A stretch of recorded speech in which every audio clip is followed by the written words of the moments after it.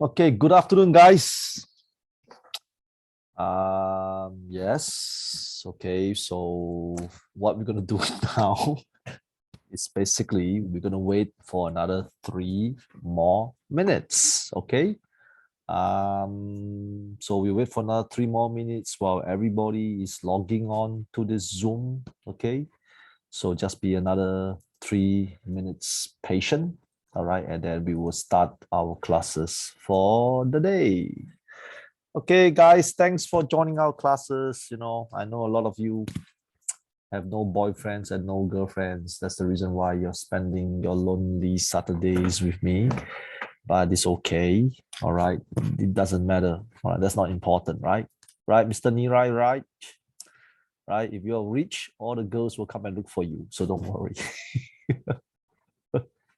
Okay, so I can see there's some new faces here today. For those new faces, okay, please take note. It's training. Okay, training is not supposed to be personal. Training is not supposed to be emotional. Training is not supposed to be sensitive. Okay, so if you like my training, if you don't like my training, please don't go to my Facebook and put negative comments there. Okay, training is basically from individuals' personal opinions. Okay, so we're gonna start in a minute's time. So be cool. Okay, so we're gonna start soon. So you know the topic of the day, right? So what is the topic of the day? Mr. Akmala, can you please type the topic of the day so that everybody knows?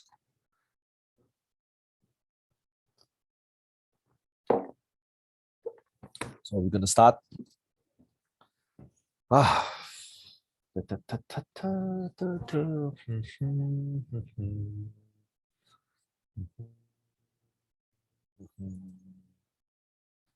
Okay, so today's topic is to start and enhance a business. What do you need? Now, obviously, most people today that I know of, they want to start business. Okay, most people, even those people that have jobs, those people work in the government sectors, they all want to have a business. Seriously, because most people hate bosses, right? You hate your bosses, right? Anybody love your managers and bosses? Put a thumbs up. No, you don't. Mr. Chong Ming hates his boss so much. Okay, you want his boss to die, you know what I'm saying? That's true, right? You hate your jobs, your pay is terrible, right? It's like Mr. Darshini Rajendra, I believe you're working, right? You hate your pay. You fucking hate your pay. Right? Come on, Mr. Rajendra, put a thumbs up. Do you really hate your pay? You do. You hate your pay so much. And you hate your company so much because they're paying you crappy salary now, right? Correct. That's the main reason why people don't want to work for people is because they hate their bosses, they hate their jobs, and most likely, most of you think that you deserve higher pay. So now today's training is going to be a bit different. My usual style is more towards teaching you what is right and what is wrong. So today I'm not going to do that. Today I'm going to share you my experience. Okay, my experience. So today's training will be like experience sharing. Okay, so experience sharing again is based on my life. Okay, so if you think your life is similar like my life, and if you use my advice, you do well. Okay, so just want to let everybody know first. Okay, good. So let's start. To run a business, to do anything that is related to business, the first thing you must understand, which I'm going to type now, is called the emotions. The emotions of running a business. Okay, what? Okay, now, I'm sorry. A lot of you are naive. A lot of you are naive. You really believe that running a business is easy. It's not. Most people fail in running business is because they cannot control their emotions. Okay, now just for your information, I have hundreds of staff, really hundreds. Hundreds. Look at my facial expression. Do I look happy or do I look like I want to cry? Can you guess? Again, I repeat my statement. I have hundreds of staff. Chong Meng, hundreds. Do I look like I'm happy or do I look like I want to cry? Think carefully, yeah, this statement. Yes, I look like I want to cry. Do you know why? When you want to do business, the first thing you need to do is you got to understand that you must be able to take shit. Okay, what do I mean by this? All successful people in the world, whether it's a president, a prime minister, the owner of Louis Vuitton, the owner of Ferrari, the flower shop boss that is next to your house, the cafe owners, you know, they all face shit. Now, staff like you, most of you are staff, right? Staff are workers. You know, the funny thing about workers is that they always feel that they are the people that take shit. You know, my boss gave me low salary. Oh, my miserable life. Oh, I have to travel 16 hours to get to work. Why the customers are terrible. I hate my customers, you see. So you really believe that you are the one that is taking shit. So imagine if Miss Damira, Mr. Roboto, Mr. Nirai, Miss Norelia, Miss Karen is working for me. Okay, let's imagine that you're working for me. So obviously, because you are workers, workers always do silly things, right? You know that that's human nature. Workers always come on, Miss Daminra. You know that workers always do silly things. Yeah, it's okay. Now that's the thing, you see. It's okay. Because if Miss Damira is smarter than me, she will be my boss. Now you understand? So when my staff do silly things, I must know that they will do silly things. That's called taking shit. So when you do silly things, of course, I'll get angry with Mr. Nirai. Mr. Nirai, what the hell, man? Why you do stupid things again? Why? Of course, Mr. Nirai will be angry, right? Why my boss is scolding me today, right? Oh, my father never even scolded me in my life. My mother never even scolded me in my life. Why is this stupid idiot from Singapore scolding me, right? Of course, Mr. Nirai will not be happy. But understand this, Mr. Nirai. Every time when a staff made a mistake, the boss lose money. Think carefully now, Every time when a staff made a mistake, the boss lose money. So, Mr. Nirai, if I give you two choices, what do you want? Get scolded or lose money? You prefer number one or number two? Put hands up. So you prefer to lose money? You prefer to lose money? Or you prefer, yeah, okay, good.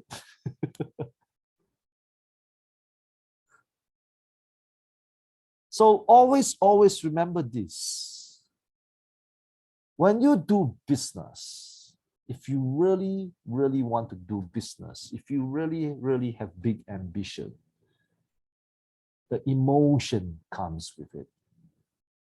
So can you imagine? I train Ms. Damindra, I train Mr. Roboto, I train Mr. Nirai, I train Miss Nurila, I train Miss Karen. I give them my heart. I give them my soul. I spend 8 hours on that. Teach them non-stop. And then Miss Nurila got married and she doesn't want to work anymore. And Miss Damira betrayed me. He set up a new company next to my company.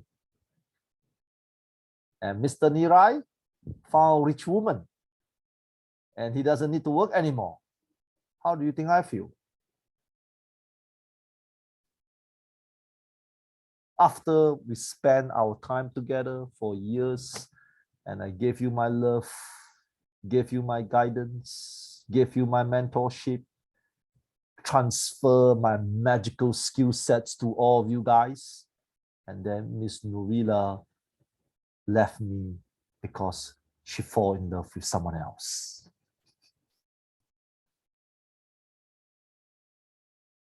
So you think it's easy to be a boss now?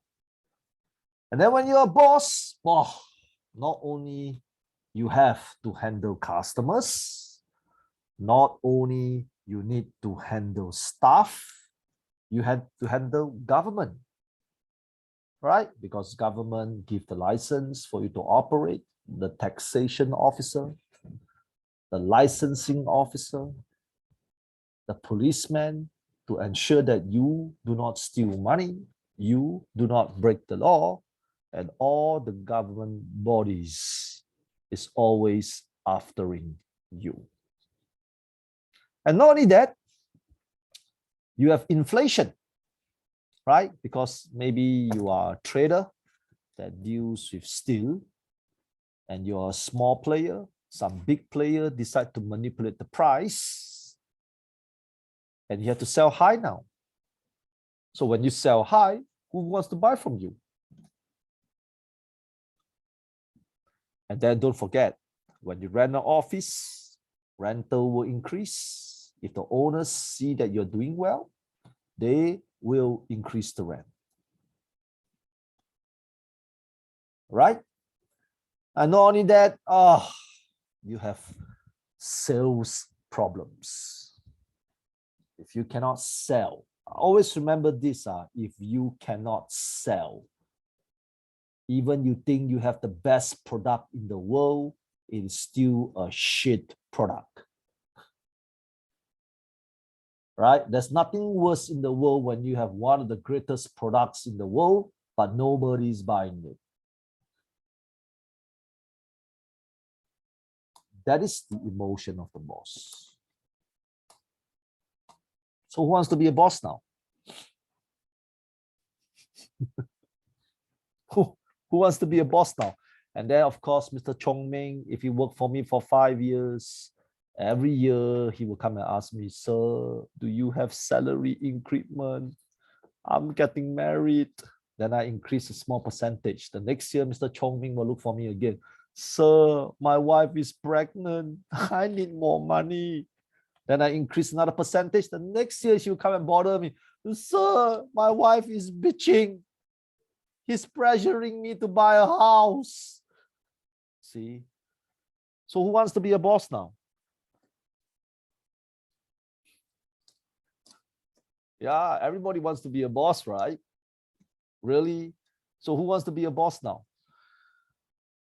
Okay, right, it's quite depressing, right? Let me explain to you, being a boss is quite depressing. It's one of the most depressing jobs in the world. You think your jobs is depressing, Mr. Joseph Lumbasi? Let me explain to you. Bosses have the most depressing jobs in the world. So why do we need to become bosses? So let me explain to you why. Now, I became a boss. It's not because I cannot find a good job. I can find good jobs easily. Easily. I can find high-paying jobs easily.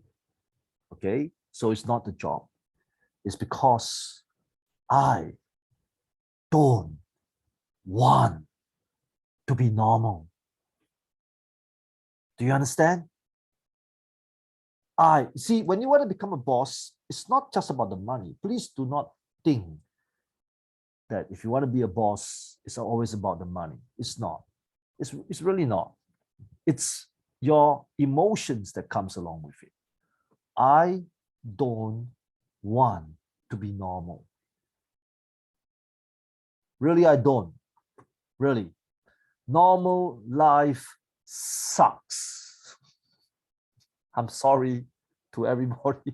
I apologize to everybody first. Okay. I know a lot of you have normal lives. And please don't go to my Facebook and say that I'm biased and racist towards normal people. I'm not, okay? So don't do that, okay? Don't be crazy, No, I really, really hate to be normal. I hate it so much. Okay, I don't want to queue up for food. Like every time, when I go and buy lunch, I don't want to queue up for food. I don't want to stand there for 1 hour queuing up for food. I will just, hey, Chong Ming, go and buy lunch for me.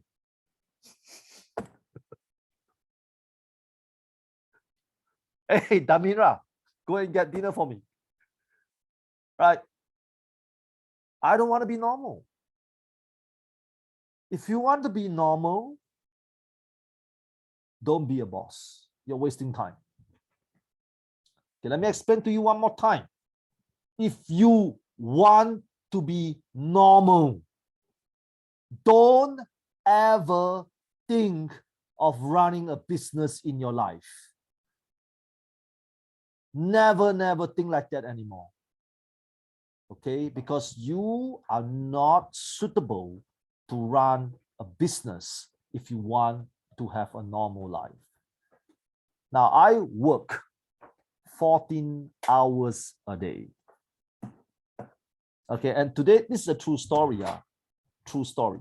Now, every Saturday, we have a meeting in our head office in Singapore. So for our different department, it's called the EDG branding department. So there's 6 guys in that department. So if we are late for the meeting, any one of us are late for the meeting, we have to buy lunch.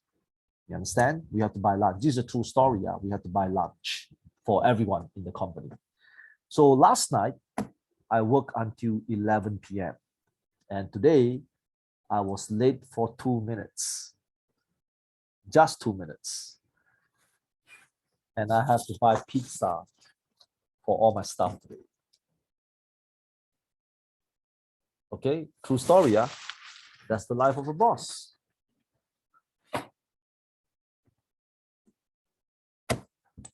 So if you don't want this type of lifestyle, never be a boss. A boss is hard. A boss is strong. A boss is independent. A boss needs to lead by example.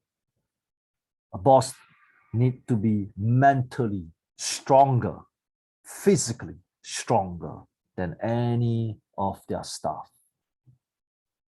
He must be more disciplined than his staff, because if the boss is not disciplined, nobody will listen to you. You see, that is the life of a boss. But why do I still do it? You want to know why? So let me explain to you why. If everyone in this world wants to be normal, there will be no jobs. Think carefully this statement. If everyone in the world that wants to be normal, there will be no jobs, because there will be no special people like me to create jobs for people like you. Think carefully this statement. So when there's no special people, do you know what's going to happen? Let me tell you what's going to happen. Murder rates will go up. robberies will go up, burglaries will go up, rape cases will go up, crimes will go up, kidnapping will go up. So when you want to be a boss, you got to understand it's not just about money. It's about you wanting to do something for society. So what is a business? Do you really know what a business is? A business is selling a product or selling a service that can help people. So example, if you look at Zoom, Zoom is a service, right? Right? Zoom is a service. So the hosts like us, we will subscribe every month and pay to Zoom maybe 100 USD for one account.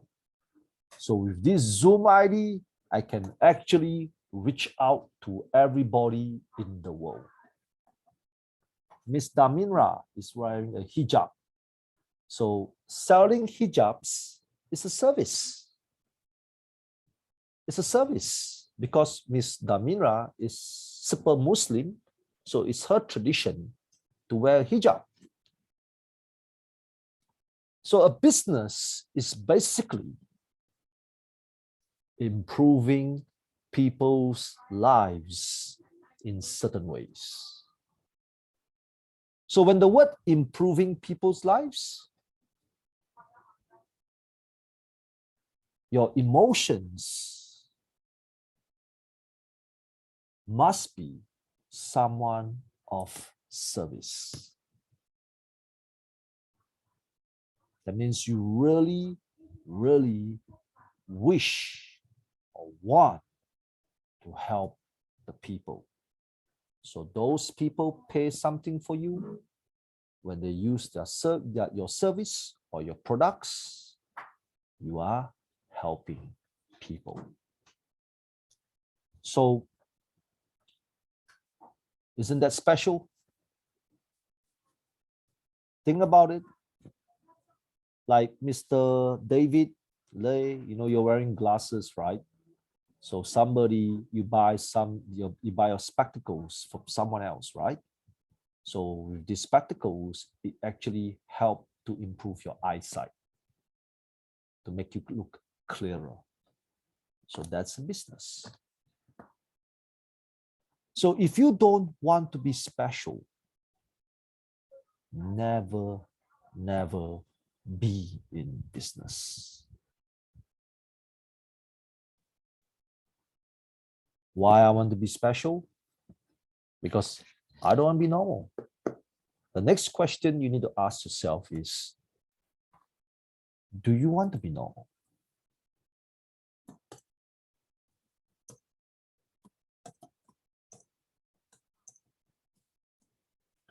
Do you want to be normal? Okay. Now, to me, normal is hard. It's hard. Think carefully, yeah? I want everybody to think about my statement now. If you have money, it's hard. When you have no money, it's also hard. Okay? When you work hard, it's hard. It's really, really hard. But when you are lazy, it's also very, very hard. When you are smart, it's hard because you got to read a lot of books. When you're stupid and slow, it's also hard because you have no fucking idea what's going around you. When you have a wife, it's hard. Believe me, your wife will be nagging at you every day. How come my pocket money didn't increase? When you have no wife, you feel lonely. It's also very, very, very hard. Now, I choose business is because it's hard. If I become a worker, it's also hard. Being normal is hard, you know. You know, a lot of people are trying to be heroes. You know, every time when you see Facebook, right, there's always this meme. As long as you are happy, everything is okay, right? True. As long as there's love, everything will be okay, right? True. Mr. Tukan, Mr. Tukan, why not you tell your government, can I give you a kiss so that I don't have to pay electrical bills? Tell your government that.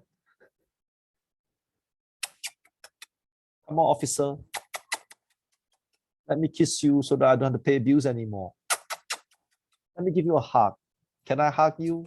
Can I share love with you so that I don't have to pay bills anymore? How's that? Good idea?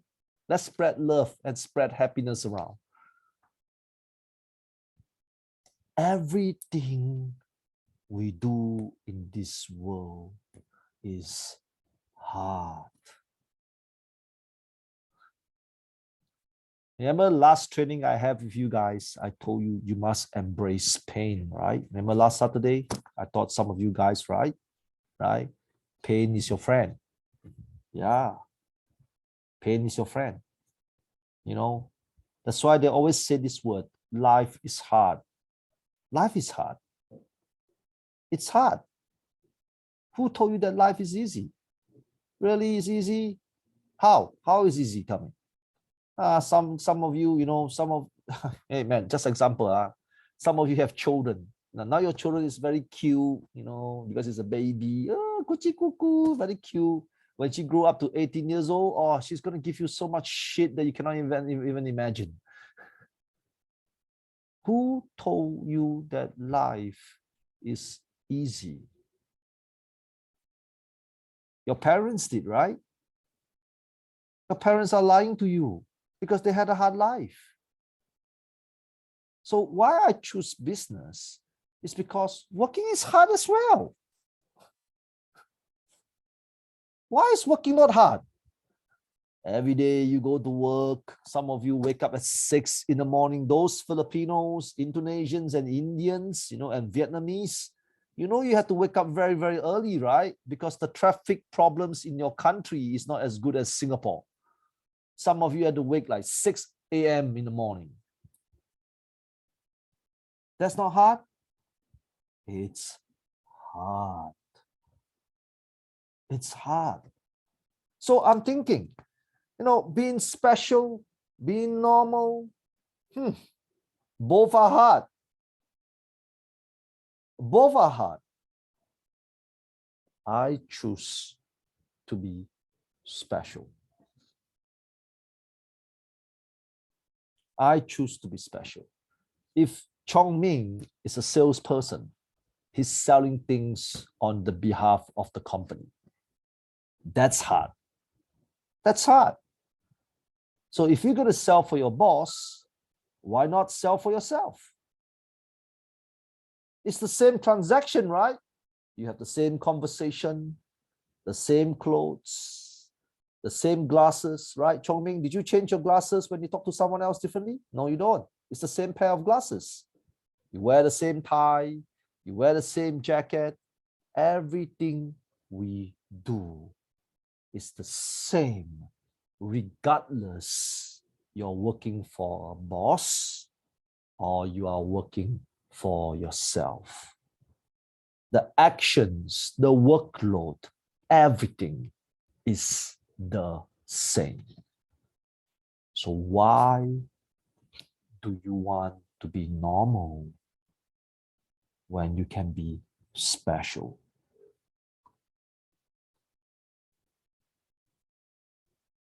Why? You know, if Miss Mio, if Miss John Pablo is a chef, let's imagine John Pablo is a chef, right? If you cook for people under a boss and you cook for people under yourself, what's the fucking difference? Mr. John, no difference. No difference. It's the same workload. So why do you want to be normal when you can be special? Okay, so that's why I don't want to be normal. You know, I have an APEC card. You know what APEC card is? APEC card is for international travel. That means if I go to your countries, I don't have to queue up for customs.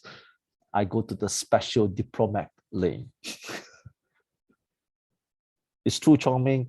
Chong Ming, if I go to holiday with you to Hong Kong, you will queue up at the Vietnamese walk-in section. The queue is 1 hour. Understand? But I will go to the diplomatic lane under an APEC card, then I'll be out of customs within 5 minutes. Special people have special privilege. Normal people have normal privilege. So why do I want to be normal when I can be special? So if you ask me, what is the best jobs in the world? I can tell you, business and sales. It's true.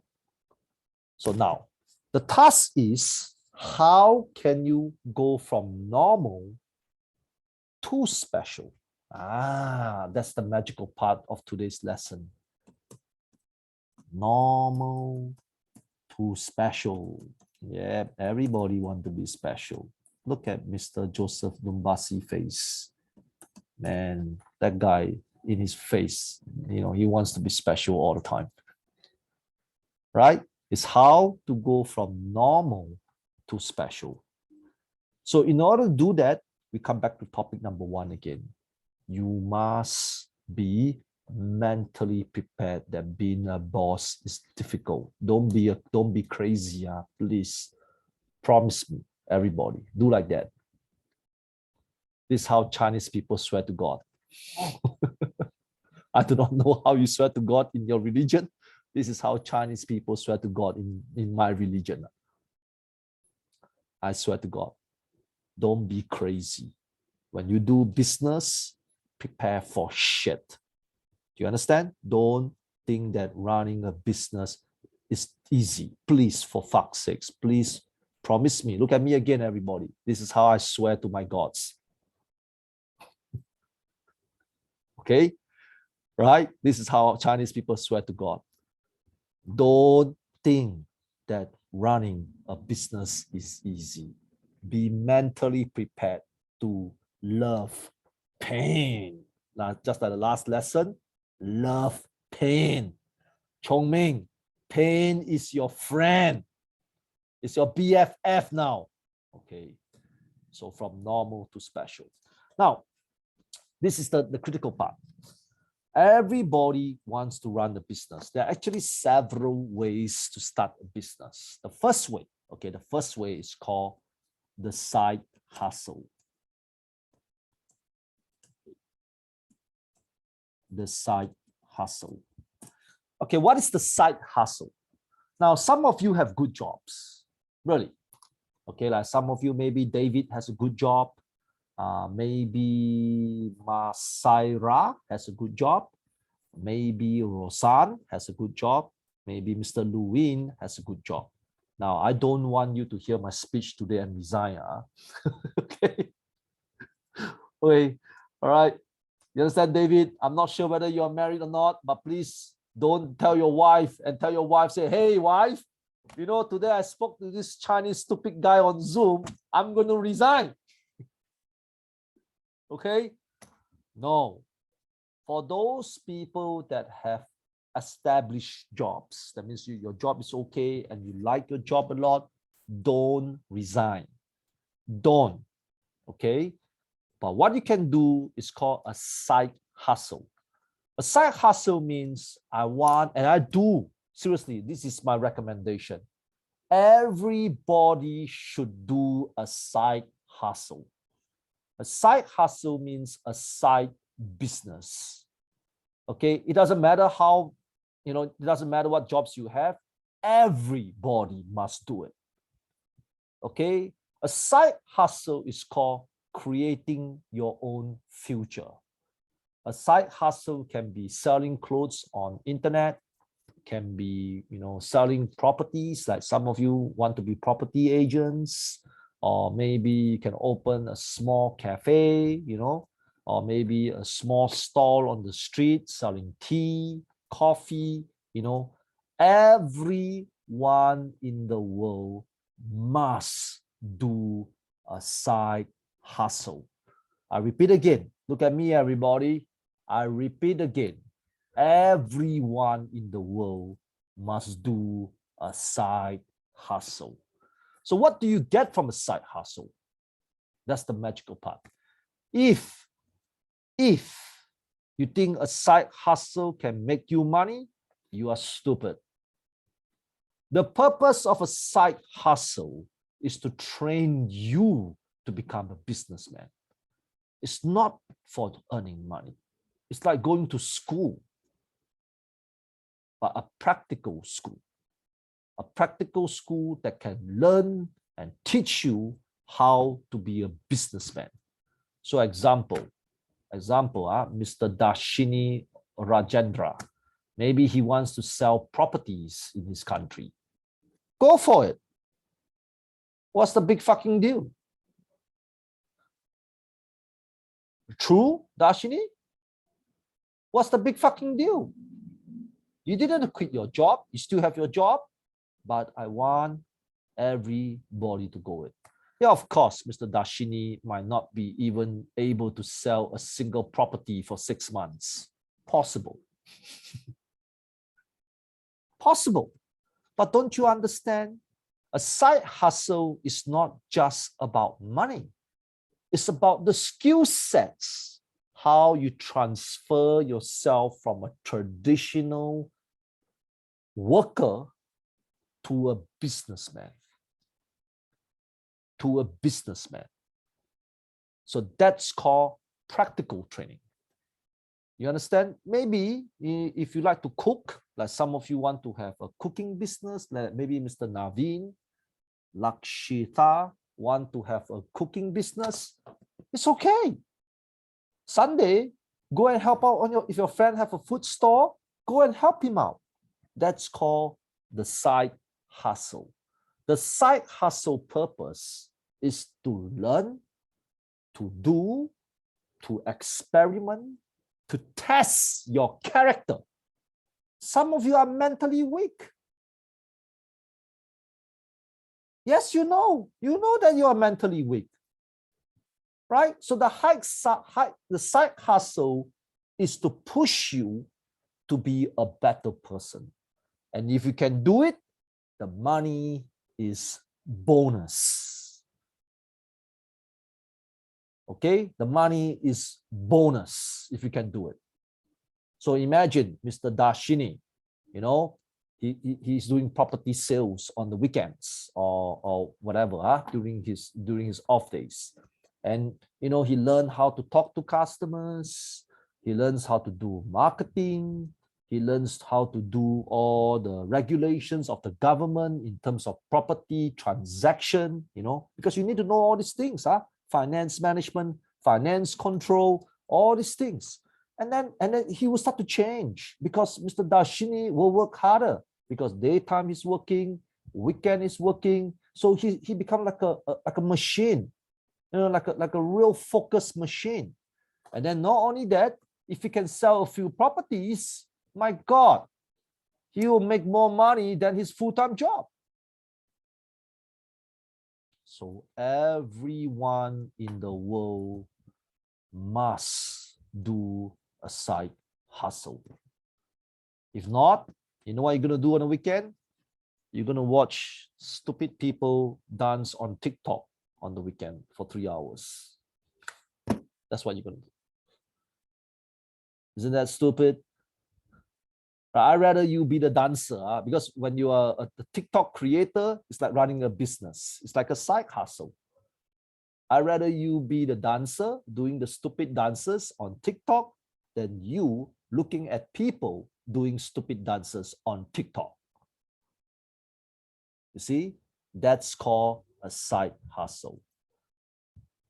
Now, why a side hustle is important? Because of three things. Number one of these days, you might lose your job. No matter how good you think you are, you know, sometimes as a worker, things are beyond your control. Like for example, COVID came, a lot of people lost their jobs. The Ukraine war came, a lot of people lost their jobs. So a side hustle is to have a security blanket as well as skill sets. So imagine Miss Sante Zamo is an accountant in Bhutan. That's a full-time job. But on the weekend, she can sell properties. So she's learning another set of skills. So the more set of skills you have, the more security you will have. And number three, if you know how to do your side hustle, you are indirectly building another future for yourself, and you will earn more money. Okay, so that's the side hustle. This is for people that have full-time position. Now, next one, number 5. The people that have no money for business. The people that have no money for business. Yep. People like me, when I first start off. This is a true story. You know, if you know my history, my family is poor. That's it, poor. Okay, recently I went back to my old house, you know, because I have an appointment near my old house, and I showed to some of my staff there. This is where your boss used to live. Okay, it's under government welfare homes. In Singapore, we have this system, which I only pay $50 a month to the government to rent rooms from the government. So in order to qualify for $50 per month, you have to be that poor. And I was that poor. So some of you are like me, you know, some of you are like me. So how to get involved in business when you have no money, right? So this is one of the biggest things that a lot of people like to ask me. Sir, I want to do business, but nobody want to invest me. Sir, I really want to do business, but nobody is giving me money to do business, right? Now, the first thing you need to do is to make up your mind first. You have to tell yourself, do you want to work or do you want to run a business? You must make a clear decision. This is for those people that are jobless. Who are the jobless people? Put a thumbs up, put hands up. Be honest with me. Anybody jobless here? Okay, good. So this is for those jobless people. Let me teach you now. Now, if you are jobless and you really want to run a business, the first thing you need to do is, what business do you want to do first? Okay, what business you want to do first? So maybe some of you want to open a restaurant. Maybe some of you want to open a school. Maybe some of you want to open a cafe, a tuition center, a trading company, you know, a trading company, or maybe a taxi service, or maybe accounting services, okay? So those people got to understand this. You got to come out with a plan. We call a plan, maybe the plan should be 6 months or 1 year. So your plan is to join the industries that you want to set up a business. Okay, so example, let's imagine Mr. Kia Lewin. He wants to open a bakery shop in Myanmar, you know, that sell fancy cakes or fancy bread, you know, things like that. So this 6 months to 1 year, your purpose is not to earn a lot of money. Okay, you just need to earn enough money. Okay, so Mr. Lewin should volunteer to work in a bakery shop because this is the business that he wants to get in. So when he go to the bakery shop, he's not there to negotiate the salary.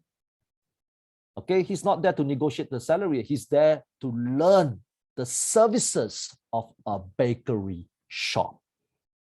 So when he go there, he will tell the pastry maker, sir, teach me how to make bread.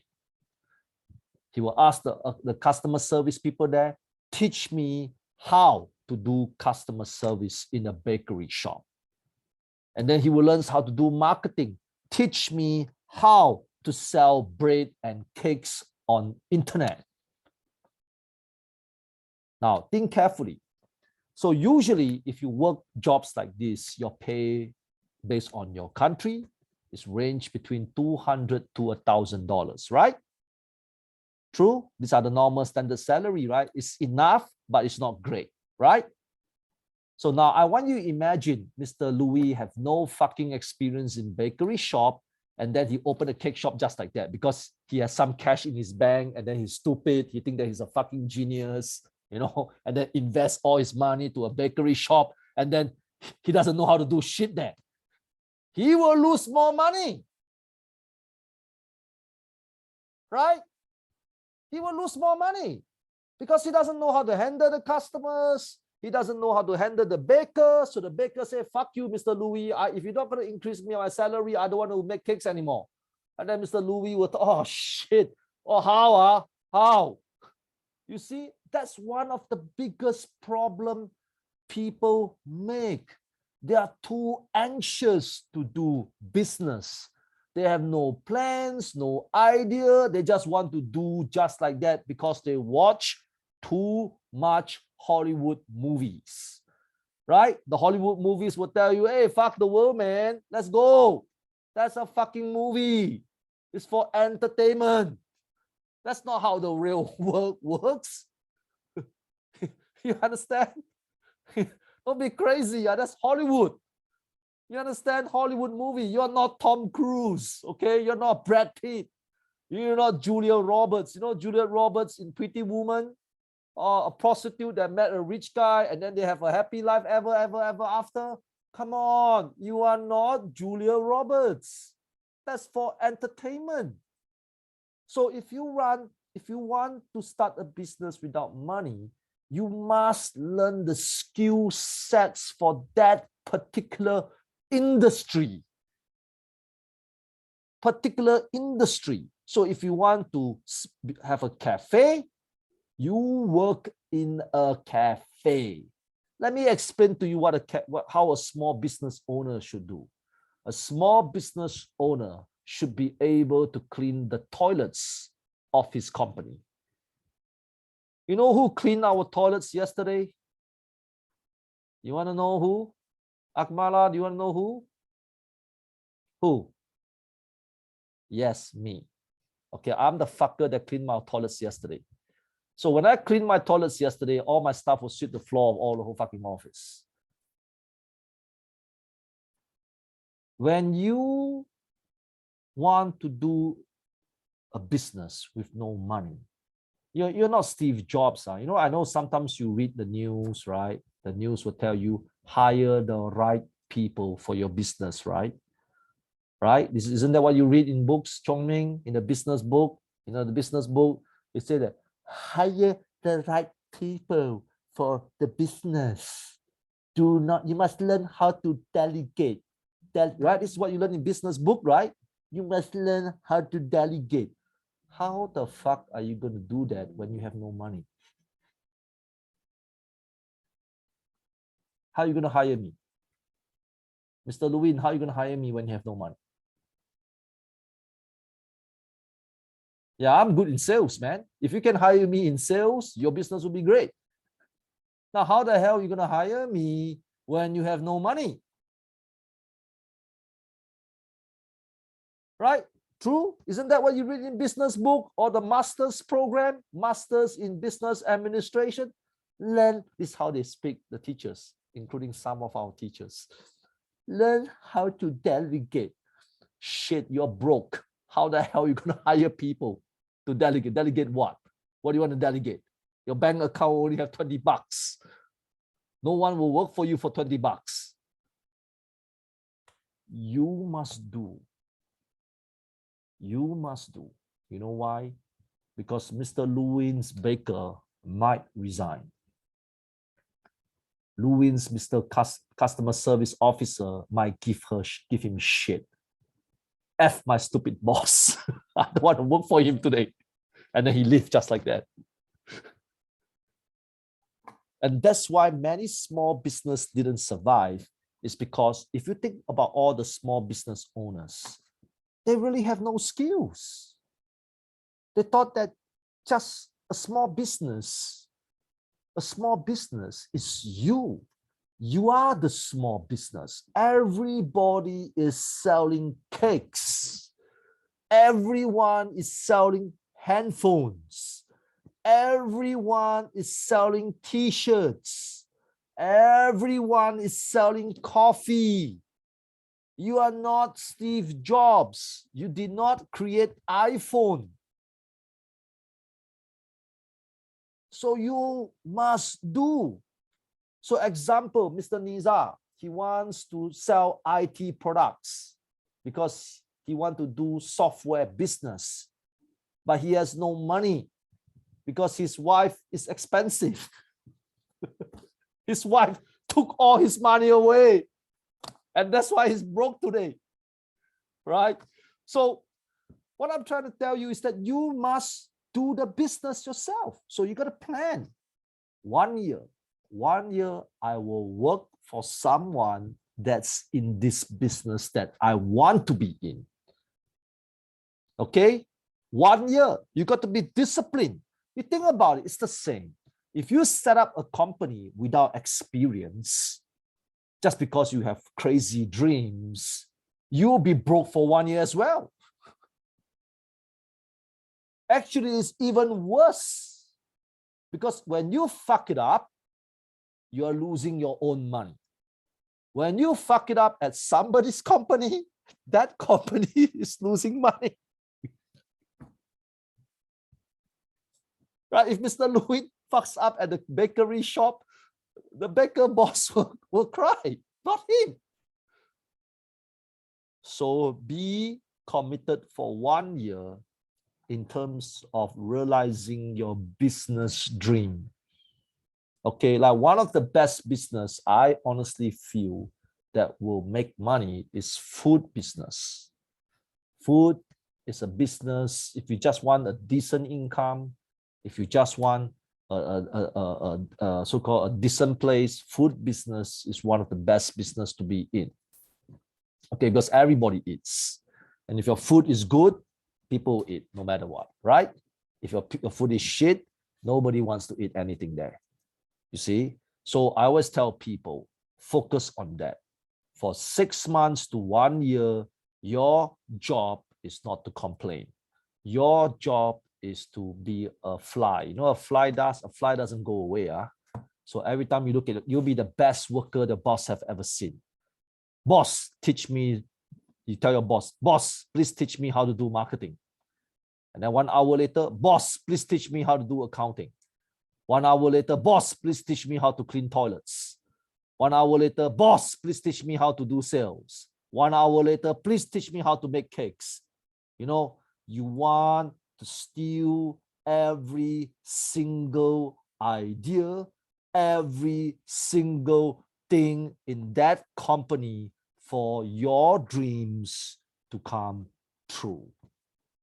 You're going to be the best worker, because all the bosses in the world are the best workers in their company. Now you understand? Now you get it? So you're going to do that. You're going to steal it doesn't matter. I mean, and please understand this. There is no such thing as a good product or shit product. There are a lot of people that make millions of dollars selling toilet bowls. Okay, let me explain to you. Okay, there are a lot of people that make millions of dollars by providing a toilet cleaning service. You understand? So always remember this. For those people who have no money, the first thing you need to do is to find the industry that you want to be in. So basically, you are an expensive intern. So obviously, Mr. Lewin, if he apply for a cake shop, to work in a cake shop, now of course, he's not going to get minimum wage, right? Because he's older, he has some experience, maybe they pay him slightly a bit higher. So people are paying you to learn the business. Isn't that beautiful? Isn't that beautiful? That's fucking beautiful, right? And you are expensive intern. So that is your path to business for those who have no money. So after 1 year,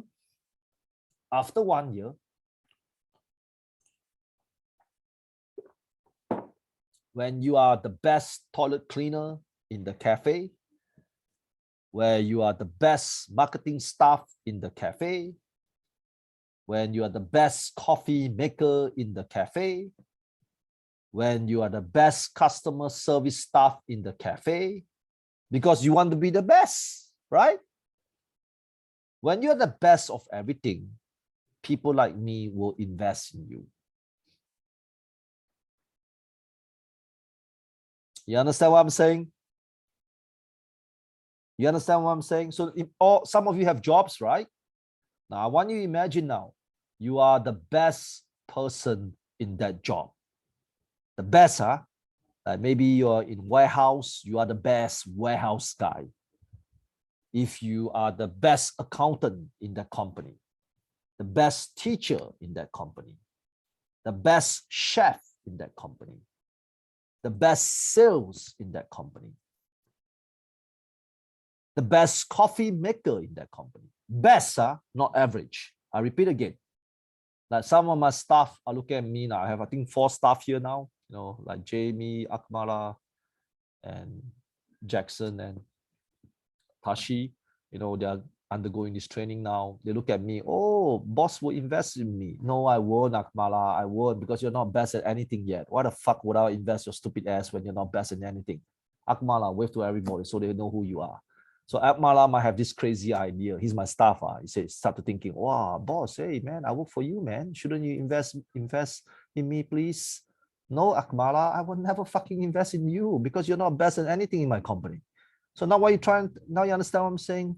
When you are aiming to be the best in that particular company, people like me will invest in you. And all the rich people in the world, let me explain to you. I know some of you will think I'm crazy, but you know I'm not, okay?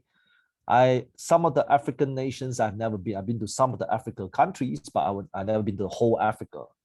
You know, African bosses have money, right? Sri Lanka bosses have money. Vietnamese bosses have money. Bhutanese, Central Asians, like Filipinos, Indonesians, Malaysians, all the fucking bosses in the world have money. And if you know bosses, because bosses are special people, they always want to make more money. Okay, that's the boss mentality. Always remember this. So they want to invest in things.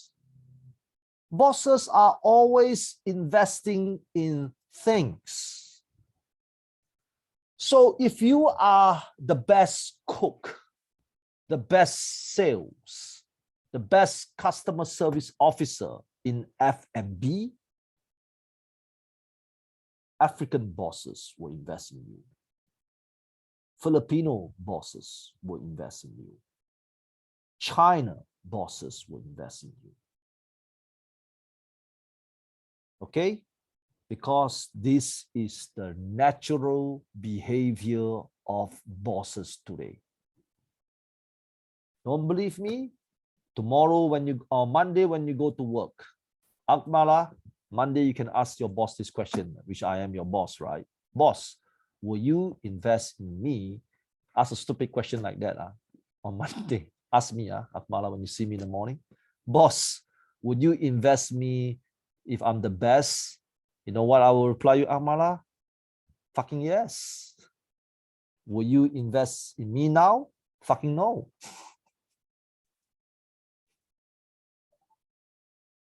I'm telling you the truth. All bosses are like me. Bhutanese bosses are like me. Central Asian bosses are like me. Myanmar bosses are like me. They're like me, I swear. It's just that maybe they don't talk like me, but their mindset is like me.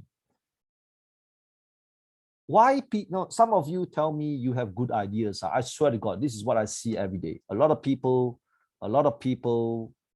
always tell me, hey, I have a good idea. This is how they speak. I have a good idea. Can you invest in me, please? You know how I'll reply to you? No, I do not know. I do not fucking know you. What the hell would I want to invest in you? The answer is no. Stop asking. Stop asking. Stop. That's my answer. Use jobs to make your dreams come true. I repeat, natural order. This is a natural order. Russian bosses are the same. American bosses are the same. Australian bosses are the same. Vietnamese, Philippines, Uzbekistan, Taiwan, Hong Kong, China, Laos, Cambodia, Sri Lanka, India, Ghana, Nigeria, Mexico, Venezuela, Fiji, New Zealand, Australia, all bosses want to expand their riches. Why? Because this is the special mentality. Special mentality. So you have no money, it's okay. Be the best in your industry first. When you are the best in your industry, because when you work, it's different. Like for example, if you get Mr. Bonifaciao and maybe Miss Latio or Mr. Lok and Michelle, you know, when you go to work without purpose, you hate your job. Really, you hate your job. Every day you go to work, oh shit, I hate my boss so much. Why is he giving me more work to do? Right? True? Right? When you go to work, you hate your job, right? Because you have no purpose, right? Every day you are like an idiot, you know, take the train or like half asleep, you know, like, oh shit, I feel so sleepy today. And then you go to work and you have no purpose. Of course, your job is hard. And you know you're not going to get a pay raise, you know, right? Because you're not good enough. So you know you're not going to get a pay raise, right? So obviously your mission in life, there's something wrong with your mission in life. But can you imagine now? You know, 1 year later, you want to be your own boss. So you should be excited, right? So tomorrow when you go to work, you will tell your boss, hey boss, give me more work. Give me more work. You know why you want more work? Because the more work you can do, the better you're going to become when you are a boss. It's like army training. It's really, really like army training. So if you are the best accountant, the best engineer, the best cook, the best cake maker, the best plumber, the best aircon technician, the best trainer, that's called a business opportunity. Because every rich person in the world will invest in the best. And you must be patient. Some of you are fucking impatient. You thought that you are Jesus. You're not Jesus. Stop it, all right? Please stop it, okay? All right? Man, if it's so easy to do business, everyone is a millionaire by now. That's not how the world works. That's only in Hollywood movies, all right? Stop it. You know, the Hollywood movies, you start to run a business, all of a sudden one rich guy came along. Hey, you look so handsome. Let me invest $50 million in you. That will only happen in Hollywood. Hollywood, entertainment purpose. Okay, so get this. I never seen anybody come and talk to me like that before. Okay, that's only in Hollywood. Stop, stop, stop. Okay, stop it. A real business need a lot of hard work. Okay, so this is for people that have no business, no money. So number 6, sales, sales, sales.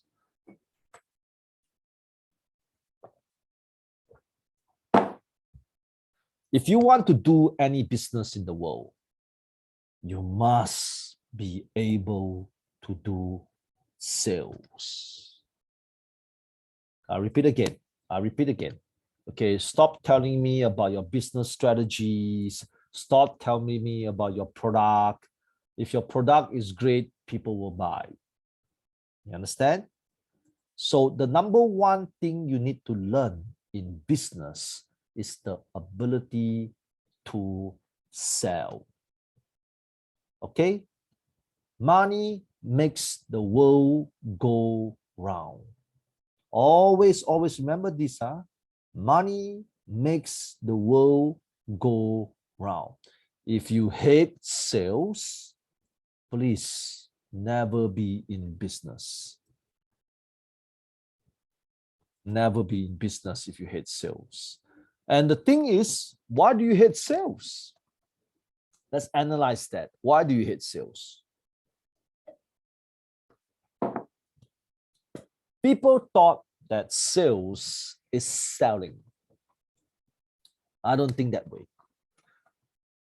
I look at sales as providing information and providing solutions for people. That's how I look at sales. Okay, selling, what do you want to sell? Come on, that's ridiculous. If you look at sales as selling to somebody, you will not be able to sell. Looking at providing solutions for people, that is sales.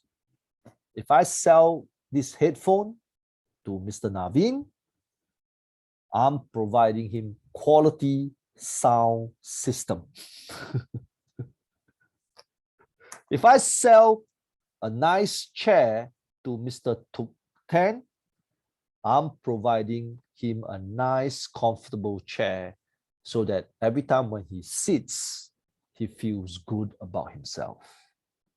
If I'm a hairdresser that sells beautiful haircuts or beautiful colors of your hair, I'm providing Miss Hu Yan to be the most beautiful girl in Vietnam.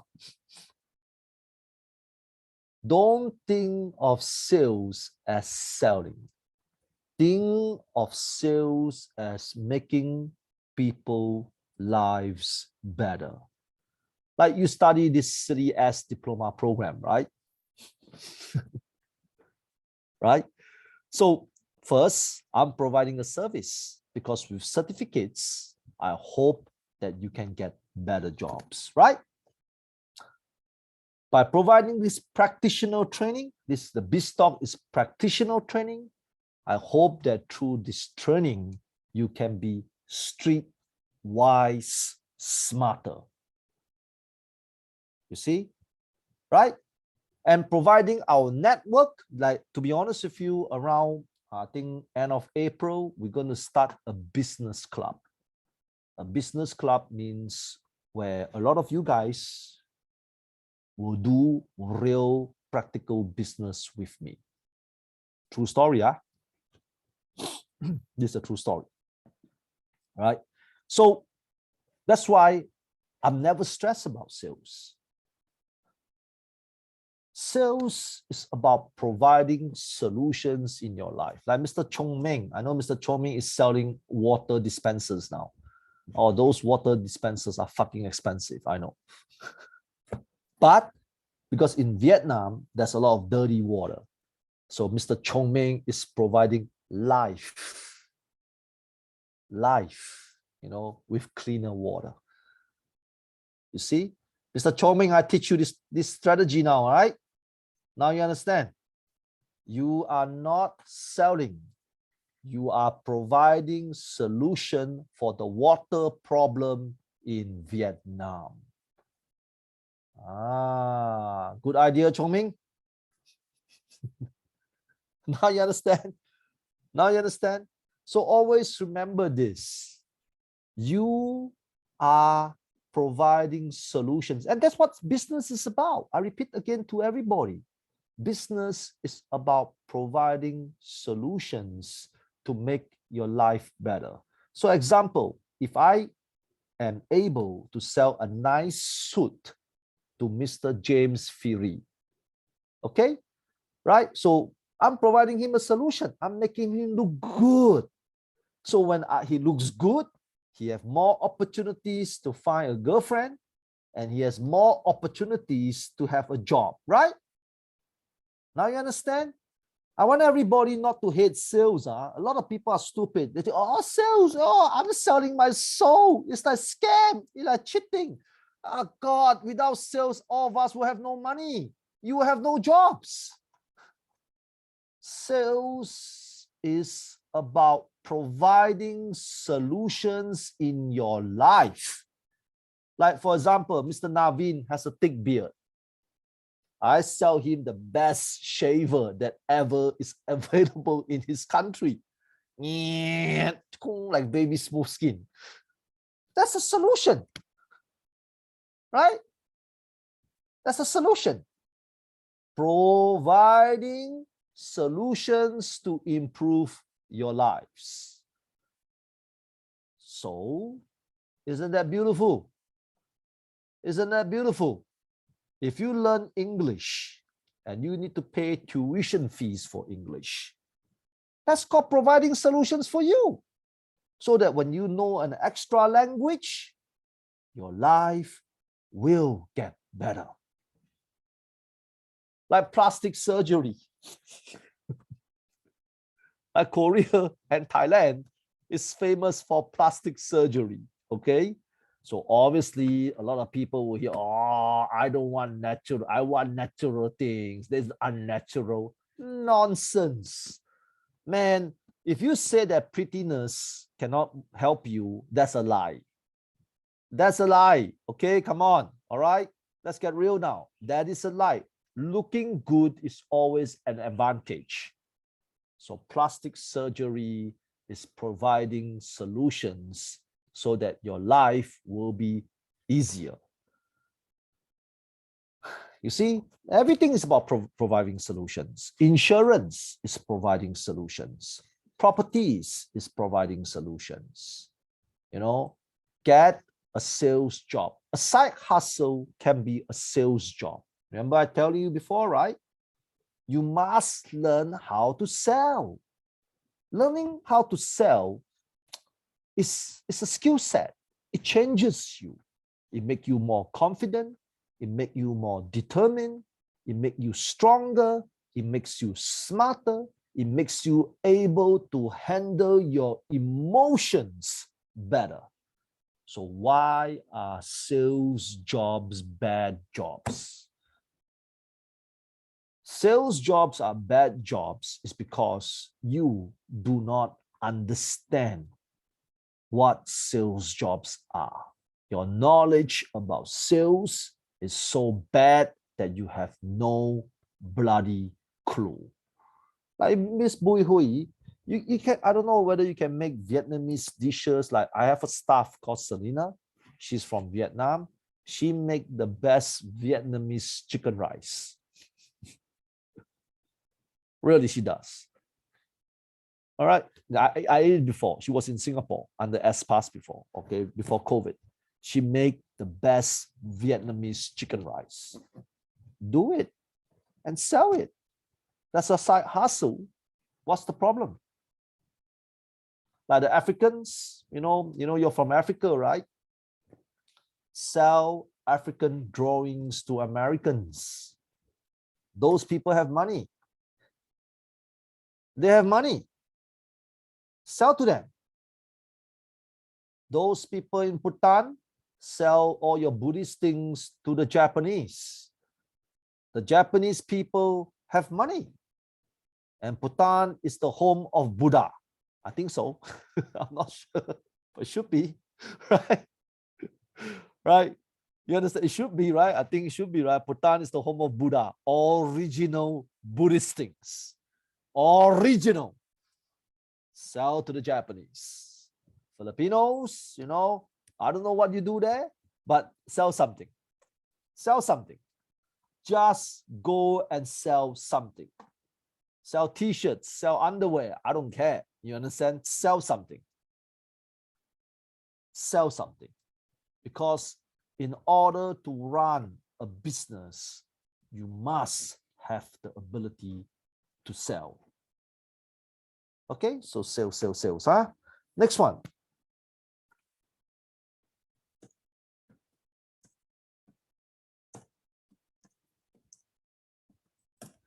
Meet people all the time.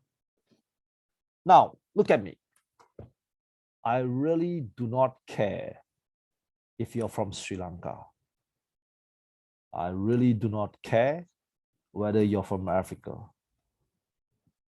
I honestly do not care if you're from Central Asia. I do not care if you're from Myanmar. I don't. You must have the ability to meet people all the time, because people are assets. Assets. Now, you don't have to be friends to all people, but you must meet people. Of course, you are not going to trust everybody. I didn't tell you to trust everyone you meet today, because that's stupid if you do that. But you must meet people all the time, because people are the ones that can create opportunities for yourself.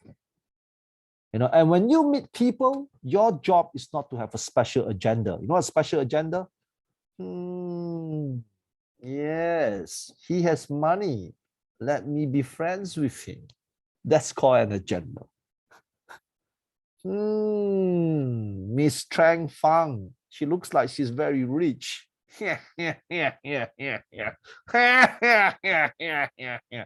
No. No, that's wrong. Meet people without agenda. Expand your network, but you don't have to trust everybody. Just because you expand your network doesn't mean that you have to trust everybody. Yeah, that's dumb if you do that. Meet as much people as possible to expand your network, because people are the one that is going to create opportunities for you. Example, me, right? Remember I told you we're going to have the business club soon. Hopefully we are setting up this business club at the end of April, where some of you will really have this opportunity to deal with me in terms of running a small business, things like that. And if I don't meet you today, would you have this opportunity? Correct. Never be afraid of meeting people. Of course, some people will hate you because you are not that likable. You gotta understand this. You are not princess. You are not princess. Okay, you understand? So like for example, Rosie, she's a young girl. Of course, she would think, oh, everybody must like me. I must have a lot of likes on my Facebook. Bullshit. You are not that special. Why the fuck would everybody need to like you? Okay, the purpose of meeting people is not to be like. The purpose of meeting people is to expand your knowledge and to expand your network. If I don't do that, okay, I'm a good example of that. If I don't do that, I will not know what the Bhutanese people are about.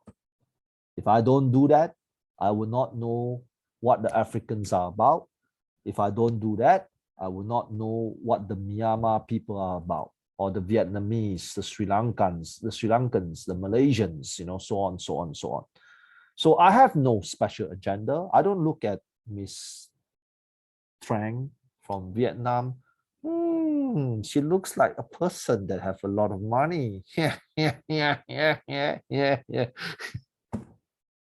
I look at Jose Garcia. She looks like she has a lot of money. Yeah. I don't do that. You understand? You understand? Don't do that. That is stupid. Never be selective of the people that you want to meet. But you must be selective of the people that you trust and the people that you will listen and the people that you want to be friends with. See the difference? I don't want to be your friend. You are not that interesting to be my friend. You understand? Right? So you understand? So meeting people is important. People are nightmares and people are hope. You will never, people is like a box, like a box of surprise. You do not know whether they're going to give you good things. You do not know whether they're going to give you bad things. But you must mentally prepare that they will give you both. So example, when I look at Miss Zamtang Zamol, right? I would think that she's going to be the sweetest girl that ever exists in Bhutan, or the craziest murderous woman in Bhutan. True, huh? This is how I think all the time. When I look at Michelle Lumaming from the Philippines, I really believe that she can be the sweetest girl in the Philippines or the craziest woman that ever exists in the Philippines. Always prepare for both. Okay? Meeting people is important. Opportunities come from people. Opportunities do not come from the trees or the elephants or the fish or the toilet. It comes from people. Understand? So you have to learn how to meet people all the time. Number 8, different ideas of a business.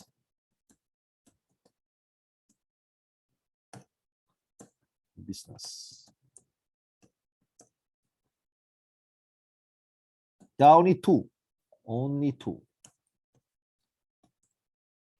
A new product or a recycled product.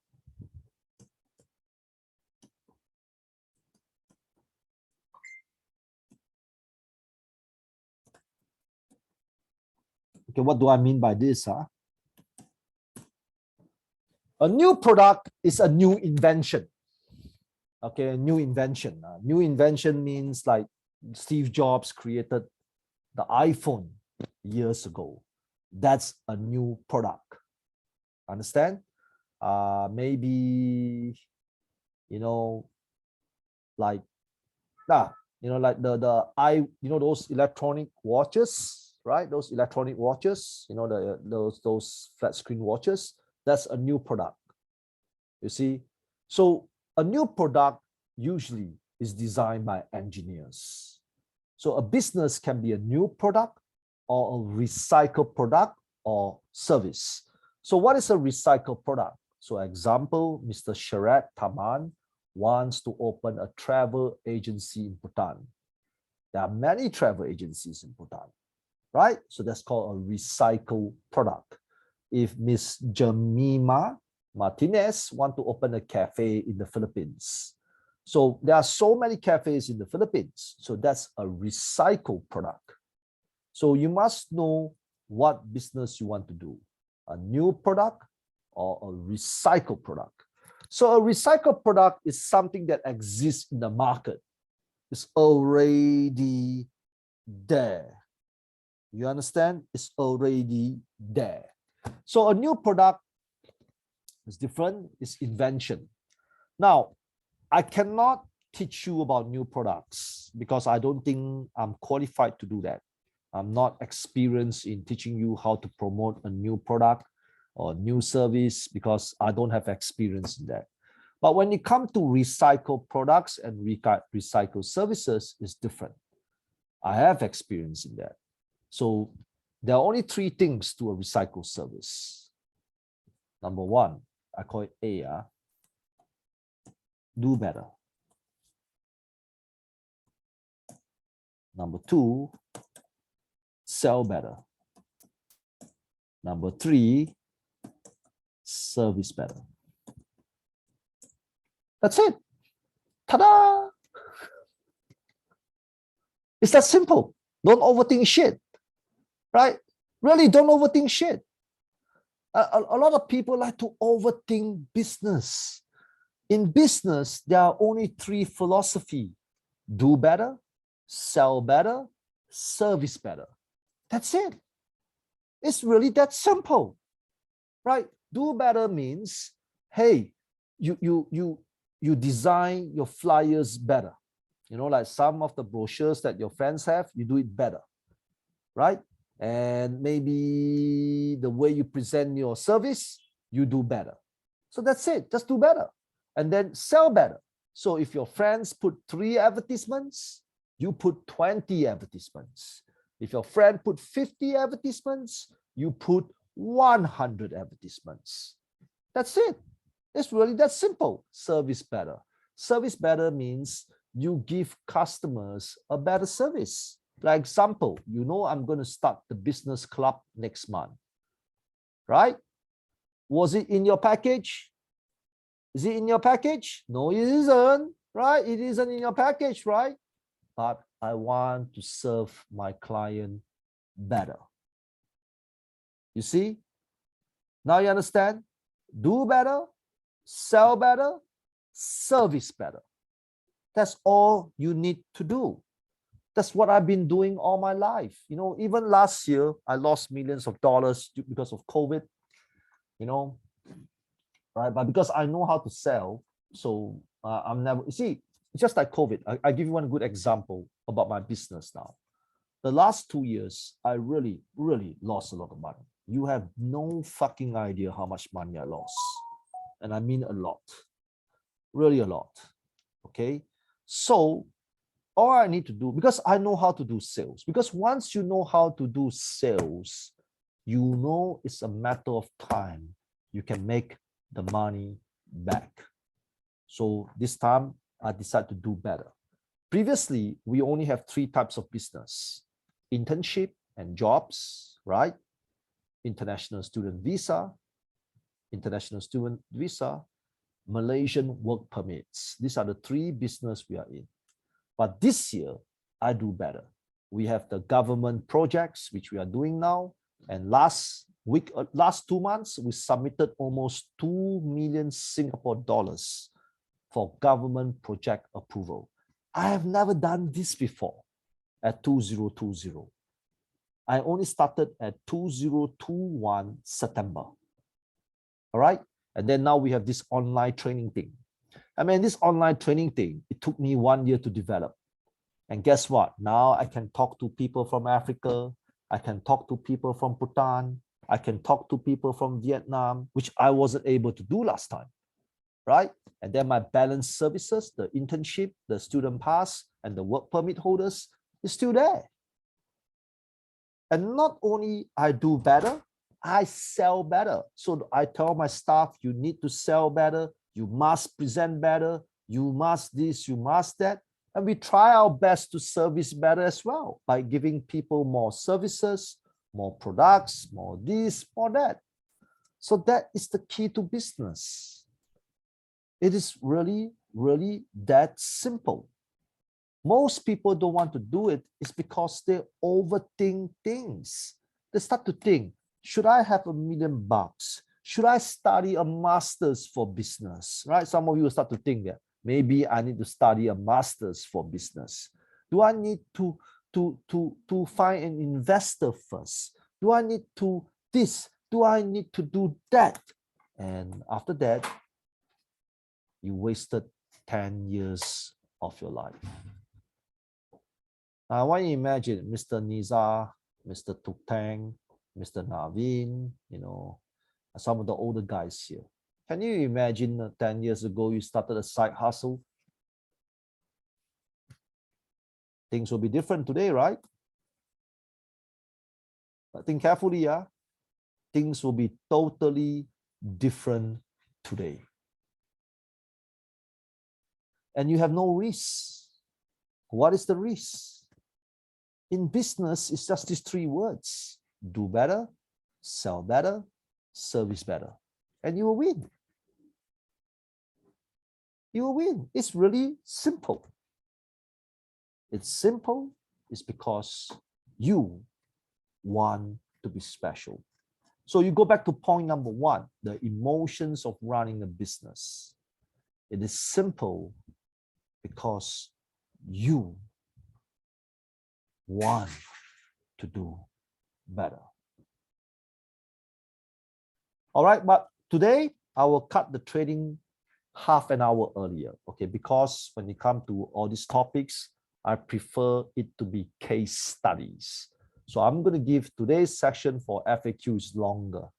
You understand? It's longer session because I know a lot of you have a lot of dreams, have a lot of hopes, have a lot of ideas, have a lot of this. You're waiting to tell me what do you want. So today's FAQ is probably the longest that I'm going to give to every single student. So what I want you to do now is there's a chat box on the bottom, right? So I want you to throw me all your problems when it comes to business, like what's the problems that you're facing now, how to make your business better, or how to you're going to venture into this business, that business, things like that. So please type on the chat box and I'll try my best to answer everybody's question. Okay? Good? All right, good. So please type the question there.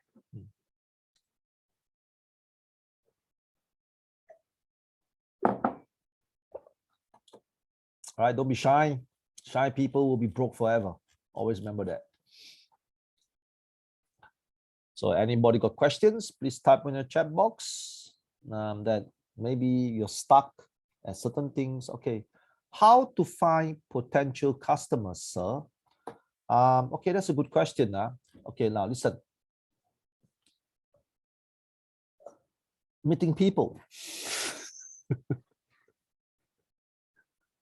Mr. Chong Meng, I think you are lazy.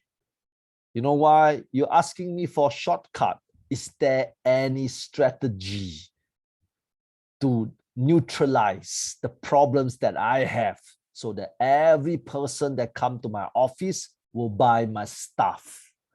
No, Mr. Chong Meng. No. Okay. Potential customers are everywhere.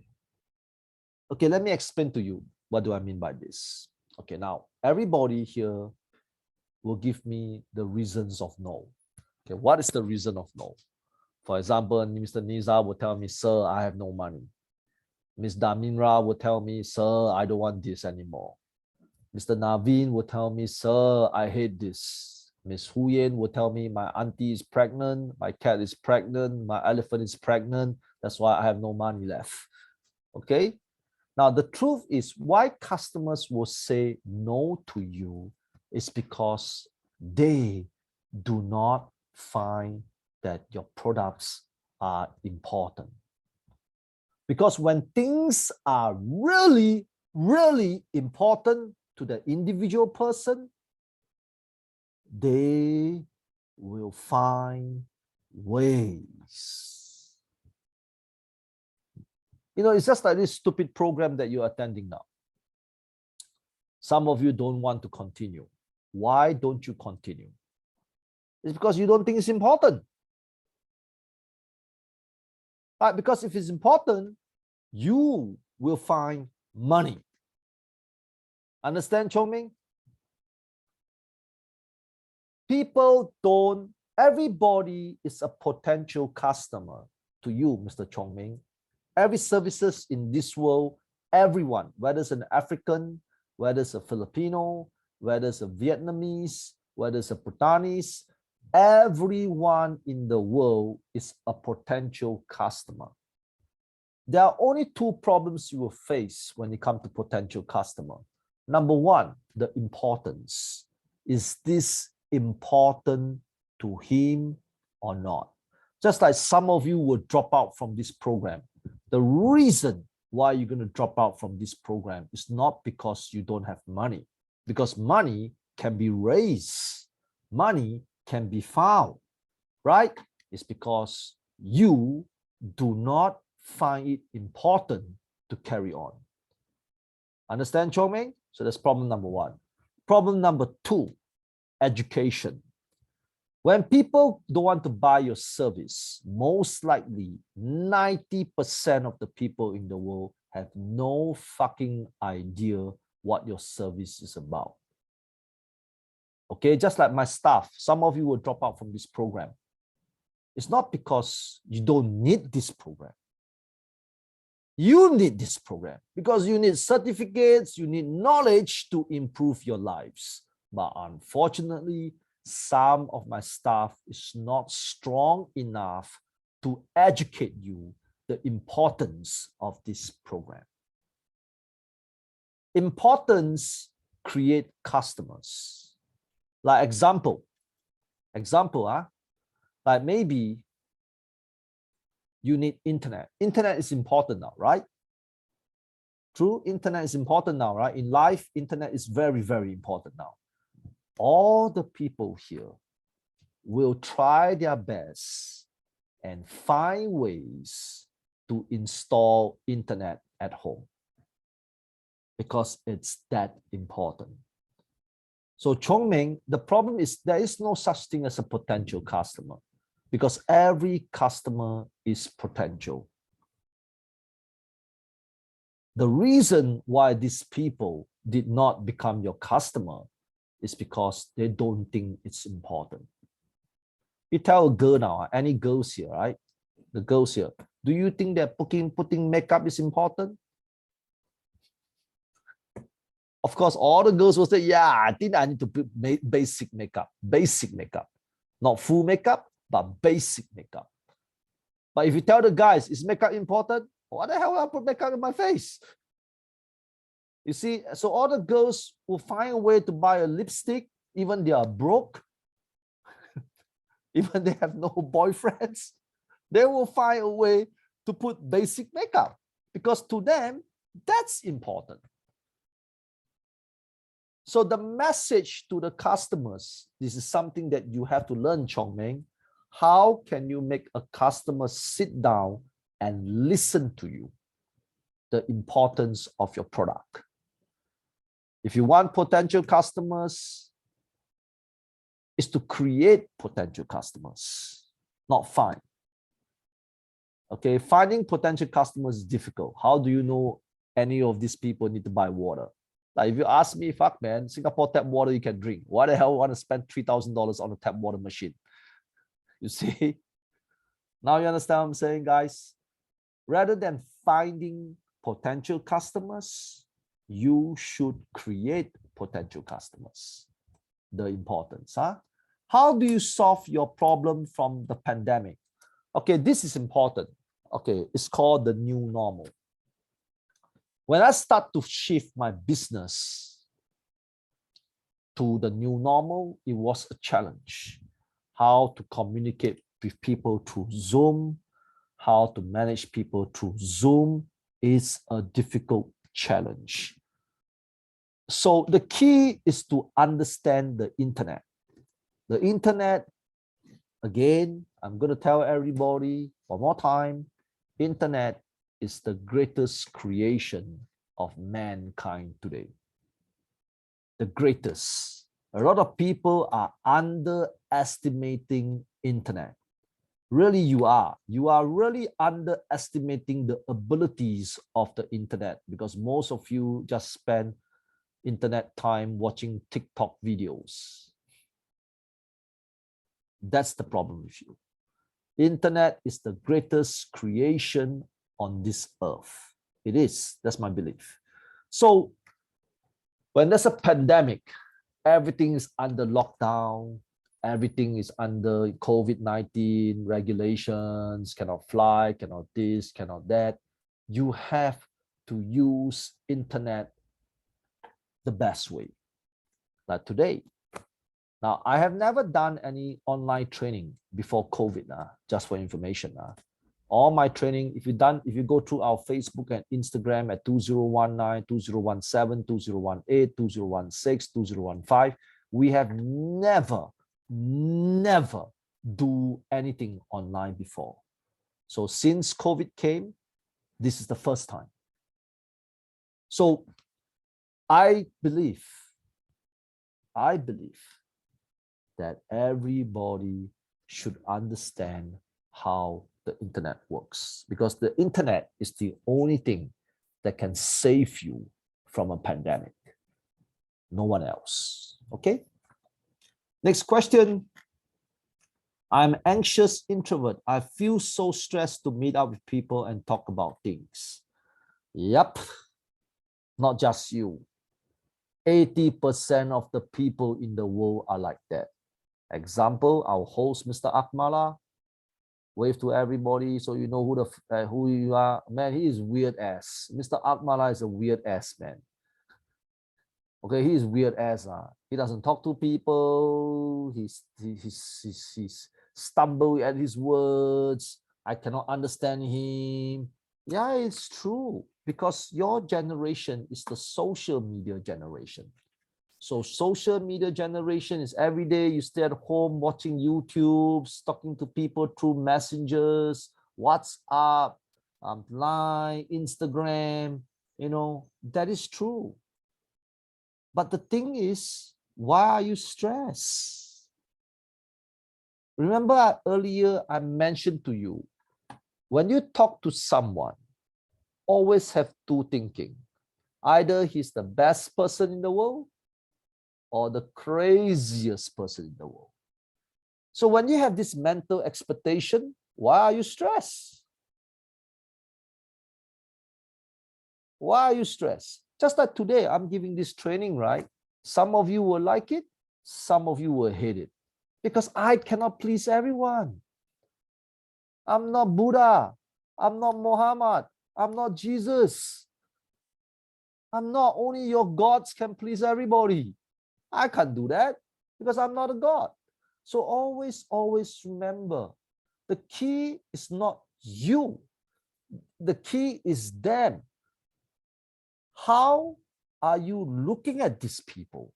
If you look at these people as crazy people, of course it's stressful. Of course it's stressful. When you look at them as they could be the nicest people in the world or the craziest person in the world, that means you are mentally prepared and you're mentally ready and you're mentally this, mentally that. Clear? Next question. How to make people to trust online? Because a lot of scams, people don't trust. Yeah, just like you don't trust me the first time, remember? Remember? Can you remember when the first time when my staff approached you? Oh, free training? Sure not. Really? A diploma only 500 USD? Sure not. Really? Look at Akmala. Akmala look like a fucking gangster. He's from India and his job is to scam people like you for money. Well, first, that's normal behavior. Never get upset with customers when customers think that you are a scam. Okay, so the first thing you need to do is not to make it personal. Why should David trust me? Why? Why should Dung Trong Ang trust me? Why should Mr. John Maluza trust me? Why? I do not know him. He doesn't know me. So if he doesn't trust me, that's normal. You understand? So the first thing you got to understand, when you do online business, never get upset when people say that you are a scam. Never get upset. It is not their fault. Because it's true, there are too many scammers on this earth. So the first thing you need to do is to control your emotions. Remember, emotions of a businessman. When people say that Mr. Lok is a scammer, of course, look at him, he's so handsome. Why would handsome people sell shit on internet?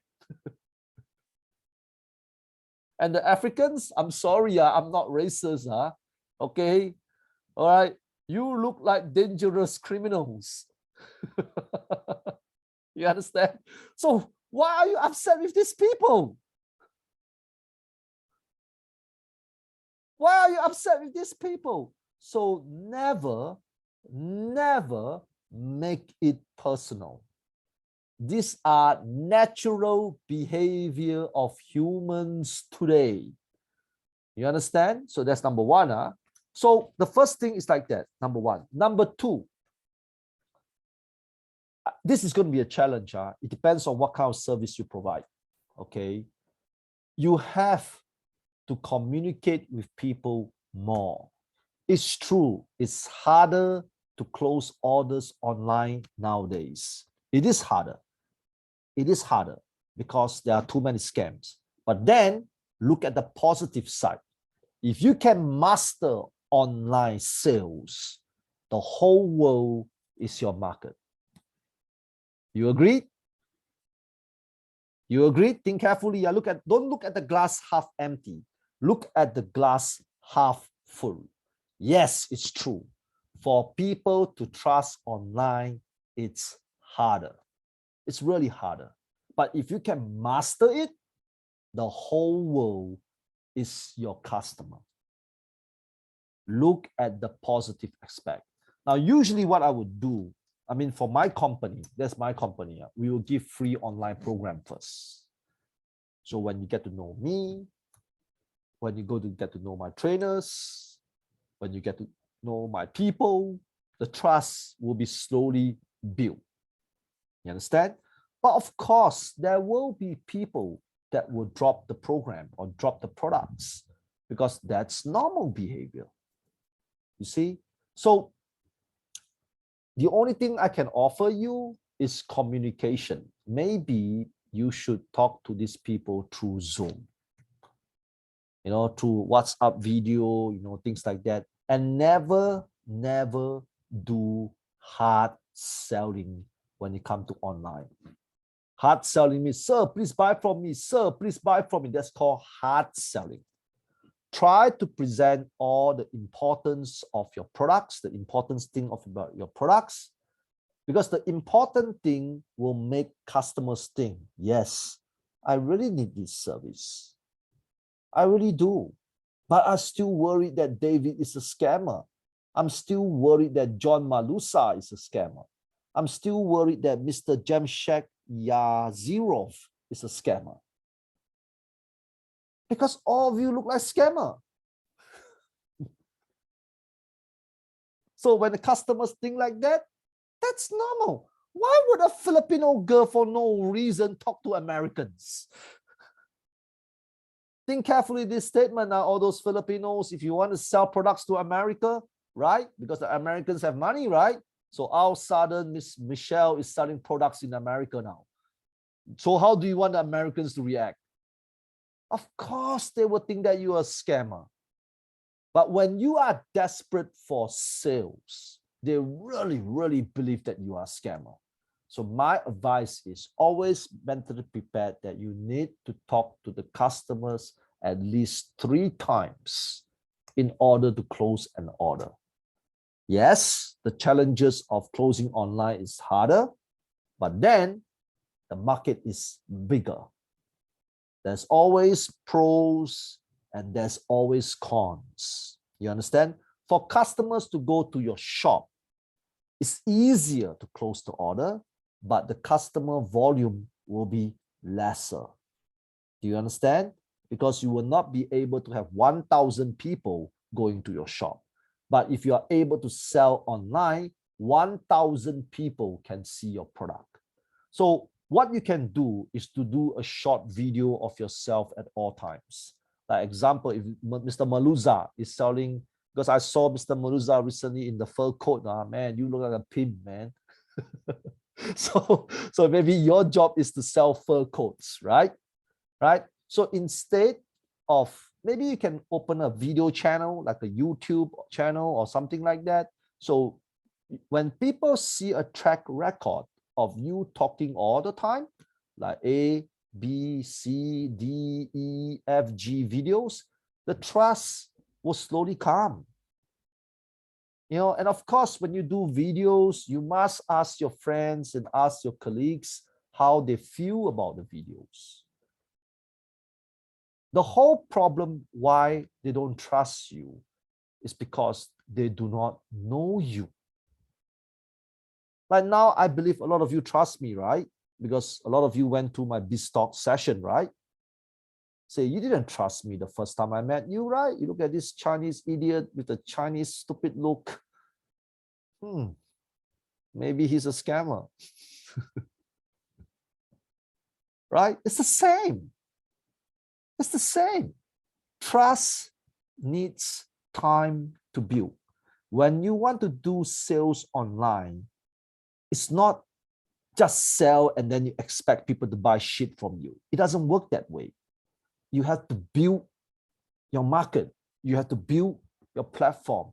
You got to talk. It's a long hustle. It's a big hustle.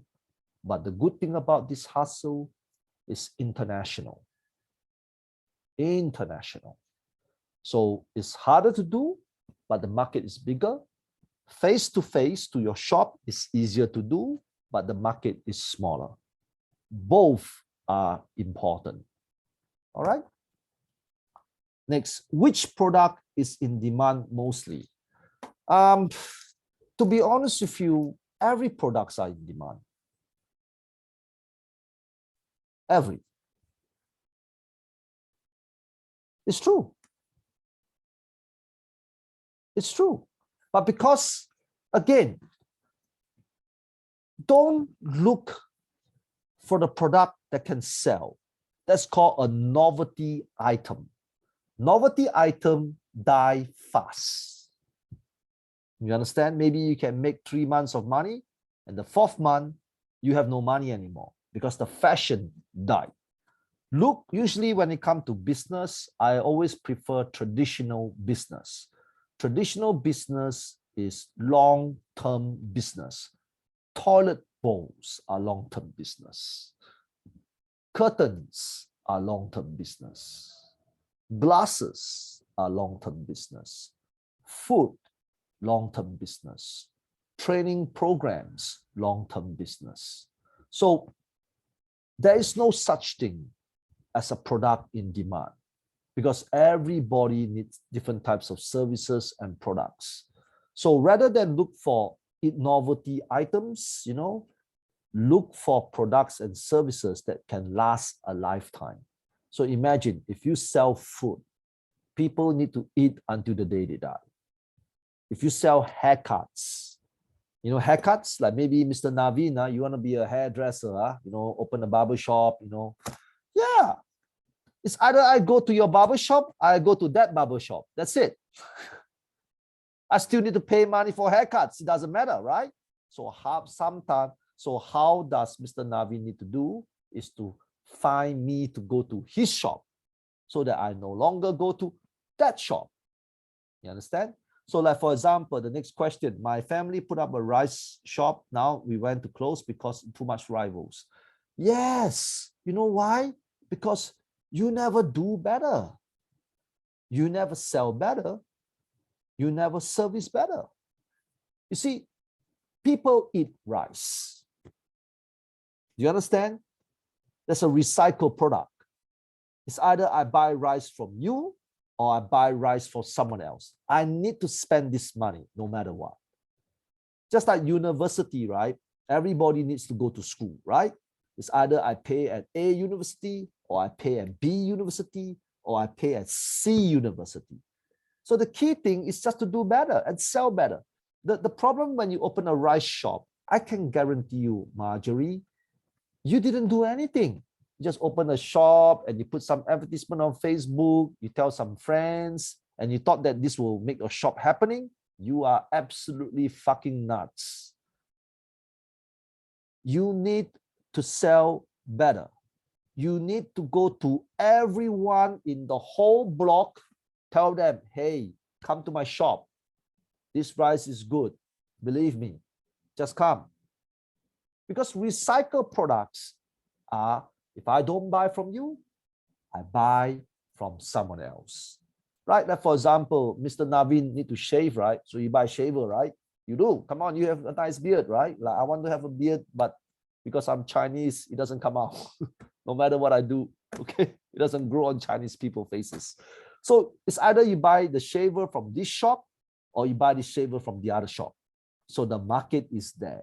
So somehow you need to take that customer away from that shop. You understand? Just like people like to drink coffee, right? It's either I drink coffee at your place or I drink coffee at someone else's place. So how can I bring that someone to my place? That's how I do my business. I do my business this way. Either you come to me or you come to somewhere else. So all you need to do is sell better. Sell better means if you need to knock at see, think carefully, right? Imagine that you live in a stretch of flats. Everybody needs to buy rice there, right? Especially if you're Filipino, because Filipinos like to eat rice. Vietnamese like to eat rice. I'm not sure about Africans, but I know Filipinos, Indonesian, Vietnamese, they love to eat rice. So either they buy from you or they buy from someone else. Go to every fucking door. Pang, pang, pang. Hey, do you want to eat rice? Here, have some, try some. Nice. My name card. Look for me, huh? Go to the next shop. Hey, try some. Look for me, huh? Go to the next shop. Hey, try some. Look for me, huh? You know, they will buy. They either buy from you or buy from someone else. And then when they come to your shop, service them better. Service them better. Hey, give them a nice welcome. Hey, how are you, man? You know, talk to them. Hey, Miss Huye, I heard that you're very rich, right? I heard that you have 5 boyfriends, right? You know, talk to them like your friend, you know? Service them better. This is called locking the customers in. Lock them in because you want them to come back and buy your rice every month. So you must lock the customers in. Okay? How do you find a supplier for cosmetic products from Singapore into Ghana for sales? Now, it's easy. It's not that difficult. Just go Google search. Okay? And yeah, and then write an email to all this. It's not that difficult. It's really not that difficult. Okay, the only difficulties you will have is because you're Ghanaian. So if you're from Africa, unfortunately, there are some people that are racist in the world. Immediately, they will think that you are scammed. So usually what I would do is to write an email that will attract them. You understand? To attract them. So your emails must be like a sales email. Like, I want to buy cosmetic products from Singapore. When you put a statement like that, people will respond to your advertisement. Because you want to lure them in first, then you talk to them. Do not tell them you're from Ghana first. Because people are fucking racist. You understand? Like for example, if you're from Bhutan, if you say that you're from Bhutanese, oh, they won't talk to you. I'm sorry. Because people are ignorant. If you're from the Philippines, people will not talk to you. I'm sorry, man. If you think I'm racist, so be it, man. I'm talking from a consumer point of view. Never review which country you're from first. Get them to talk to you, get them to call you, get them to understand you first. Then you have a fighting chance. So I'm going to teach you something now to get jobs. If you want to work in America, never tell the Americans that you are Central Asian. If you want to work in Canada, never tell anybody that you're from Canada, from Africa. If you want to work in Japan, never tell people that you're from the Philippines. Never review this first. So when they contact you, you have a chance. Yes, the chance could still be a no, but you have a chance. Now you get it? Now, for example, if Mr. Niza is applying for a job in Singapore, man, if he says he's Sri Lankan, all the bosses say, oh, no, I don't want Sri Lankans anymore. Okay? Seriously. So Mr. Niza got to pretend that he's a Singaporean first, right? So when he has an interview, a chance for you to speak, you have a fighting chance. But it still might be a no, but there is a chance to convince the bosses. So that's what I would do. Unfortunately, we live in a racist world, but this is what we should do. Good afternoon, sir. There are so many customers have a deed to me, but they are hard to pay for it. Of course, customers want free shit all the time, just like everybody here want to study for free and don't pay examination fees. Right? Yeah, come on. Why are you upset? Come on, why are you upset? These are customers' behavior, okay? So when customers don't want to pay things, it's normal behavior. Never make it personal. Again, why a customer do not want to buy things from you? It's because you are selling a product. You are not educating the importance of this product. Selling a product and educating someone about the product is different. It's really different selling the product. Hey, please buy my pen. Please buy my pen. My pen is $15. Of course, Mr. Nizar will say, can I have it for $5, please? That's called selling a product. But if you tell people this pen is really great. This is a fountain pen and it's made from China. It's really made from China. I bought it for $15 and I've been using it for 10 years. 10 years, and it's made from steel. It's unbreakable because China products are cheaper and it's selling at $15.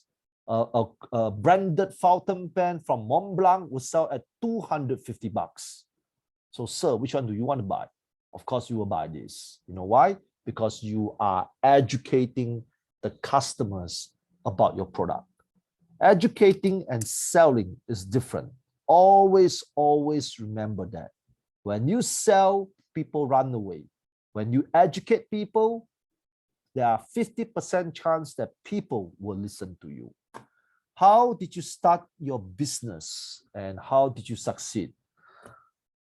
I started my business because nobody wants to hire me. This is a true story. Because remember I told you about my track record. I'm uneducated. I got in trouble with some of the police officers in Singapore. I didn't finish high school. So I started my business in a different way because nobody wants to hire me. It's true. It's true. Right. So that's why I said a side hustle is important. Really is important. So how did I succeed? I didn't.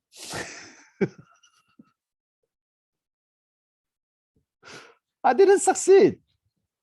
I'm still fighting.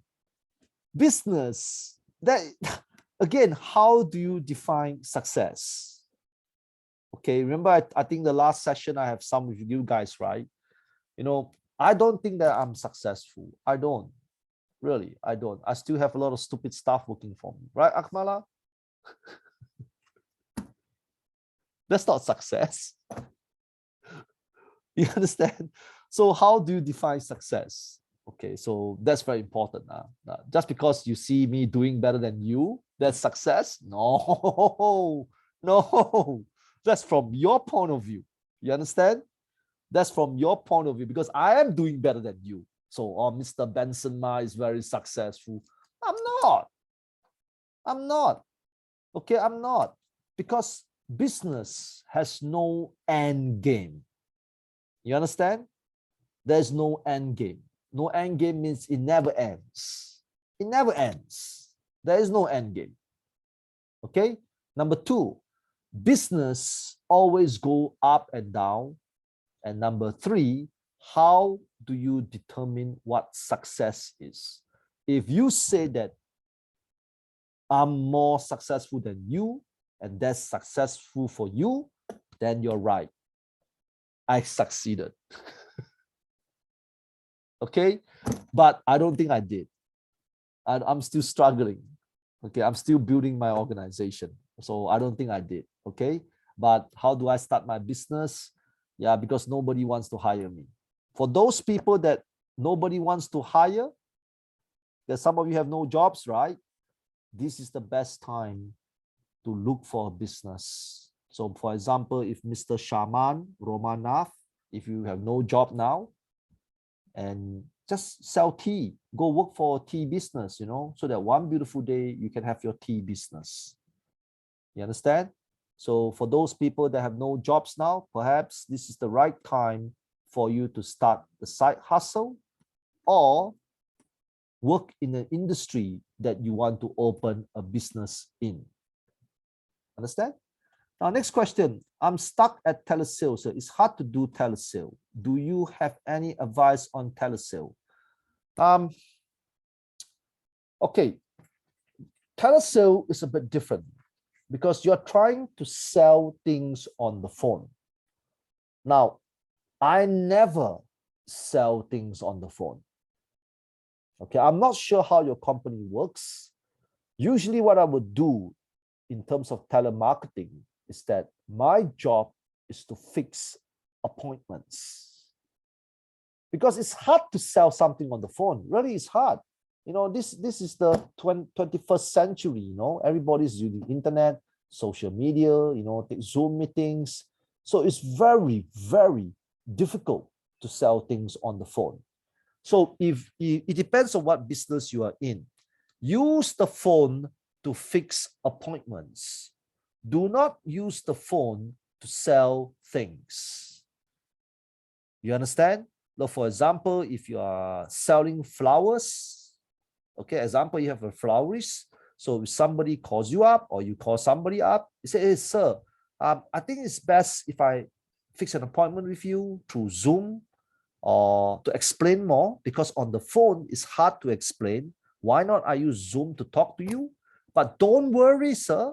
If you don't like it, you don't have to buy anything. You see, that's the key word here. If you don't like it, you don't have to buy anything. This statement you must put in every telemarketing sales. Because sometimes customers, the reason why they don't want to see you is because they thought that by seeing you means I have to pay for something. When I do sales presentation on the phone, I always tell customers like that. Why not we meet each other first through Zoom or through face-to-face? But sir, do not worry. I will not force you to buy anything if you don't like it. So when I say a statement like this, Mr. Nguyen, Mr. Romana, Miss Belinda, Miss Galaxy 810 is more willing to see me because he's not stressed into the sales. So always use this statement when you do a sales presentation. Always, sir, don't worry, man. It's just a silly meeting. If you like it, you buy. Don't like it, you don't buy, man. Don't worry, no obligation. You see, when you say something like that, customers are willing to see you. Always, always remember that, okay? Next, how can I develop my services to customers? I'm not sure what services you are in, but the key is just talk to people. Really. You see, when I talk to people, it's very natural. I will tell you the good things about me and I'll tell you the bad things about me. If you think we are good, hey, take our service. If you don't think we are good, do not take our services. You see? So that's how I develop my services to my customers, by not forcing them to buy anything from me. You understand? But remember, I told you before, right? Do better, sell better, better service. Okay, this is important because when people think that you're good, they will pay money. Okay. What value in the diploma of sales compared to any countries in the world? Man, if you can do sales, it's better than anything you learn in the world. The key to every business in the world is sales. If Vladimir Putin have no sales, he will have no army to invade Ukraine. Do you know why Putin have no money, Mr. Jackson? Because Putin have no sales. It's that simple. I'm sorry. I'm sorry. Why Bhutanese people are poorer than Singaporeans is because Bhutan have no sales. Really, it's that simple. Why Pakistan is poorer than India? Because Pakistan's sales is shitter than India. Why China is become one of the richest countries in the world when China was poorer than the Philippines years ago? Because China's sales have overcome Filipino sales. So if you tell me, I'm going to tell you something, all the degrees in your country are shit if you can do sales. I'm sorry. I can sell shit to Australia. I can sell shit to America. I can sell shit to South Korea. I can sell shit to Japan. I can sell shit to Africans. I can sell shit to Vietnam. I can sell shit to Malaysia. That's my value. My law degree will not make me rich. My engineering degree will not make me rich. My IT degree will not make me rich. My hospitality degree. What the fuck is hospitality degree? Learning how to serve customers in a hotel? What the hell? Just work at McDonald's. You don't need a degree for that. Now you understand? So if you tell me, and remember this, another statement, all the richest people in the world are into sales. That's why I think sales are the best jobs in the world, and the best education in the world, and the best possibilities in the world. If Galaxy A10 can do sales, all the African countries in Africa will hire her. That's my answer. Money and what's the next question? Money and the skills are my greatest dilemma. I think I'm lazy. Please, how can I overcome this feeling? Very simple. Just go to 5 of your neighbors' house, knock on the door, knock, knock. Sir, please slap me. Pia. Go to the next door. Sir, please slap me. Pia. Go to the next door. Sir, please slap me. Pia. Okay, that's the problem. The reason why you're lazy is because you don't have tragedy. Do you think the Ukrainians can be lazy now? Think carefully this statement. You think the Ukrainians can be lazy now? Let's take our own sweet time to escape the country. Let's take our own sweet time to fight the mighty Russians. The reason why you are lazy because you're fucking comfortable. You're comfortable. Comfort make people lazy. Right? Think carefully, yeah. Do you think the Ukrainians can be lazy now? You do not want to wait for that day. That is a scary day. When tragedy hits and you start to be hardworking, when your wife wants to leave you because you're lazy ass, that's a tragedy. Start your side hustle immediately. All right, next question. Where I can use the certificate of participation. Man, I think you didn't pay attention during our training. Certificates are bullshit. Certificates only can apply things. Always remember this. Certificates are good for applying things. Whether you can get the job or not depends on you. Even you, let's imagine like you have a PhD now. Okay, so you have a PhD, right? And you apply for a job. And your competitor is me, a high school student. Who do you think will get the job? Me. Because my skill set is 50 times stronger than you. I'm going to throw you 1,500 questions. You cannot answer me. So the key is, people don't understand. The key is not the stupid certificate. All certificates in the fucking world is stupid. If the Filipino certificate is great, all the Filipinos will have fantastic job. If the Burmese certificates are fantastic, all the Burmese people will have fucking jobs. If the UK certificates are fucking great, UK will not have a 31% of unemployment rate. If the African degrees are beautiful, the Africans will not be struggling.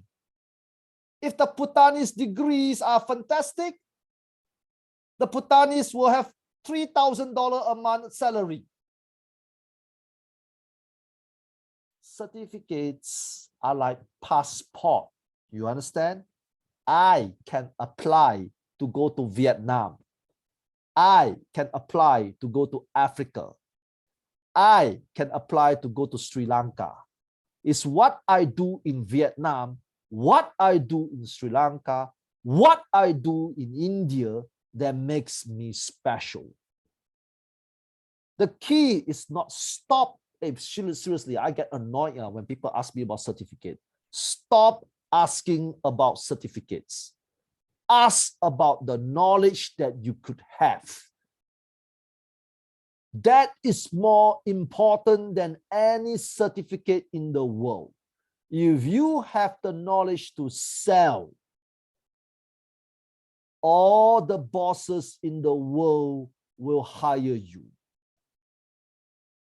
If certificate is important, all the Filipinos will have fucking jobs everywhere.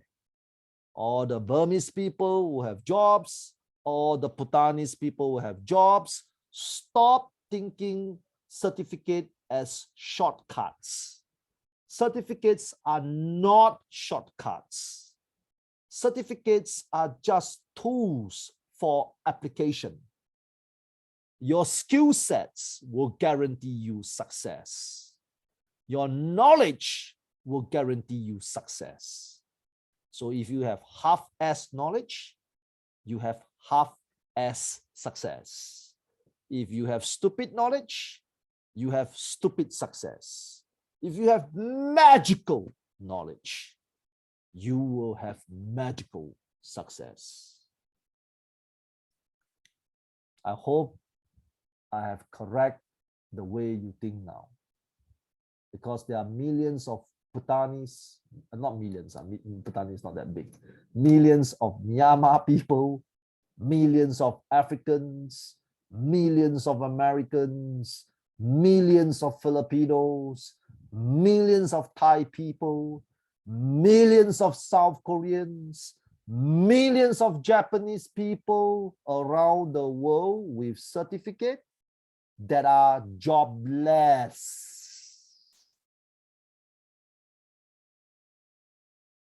Because they think that their certificate can guarantee them jobs. There are millions of German people.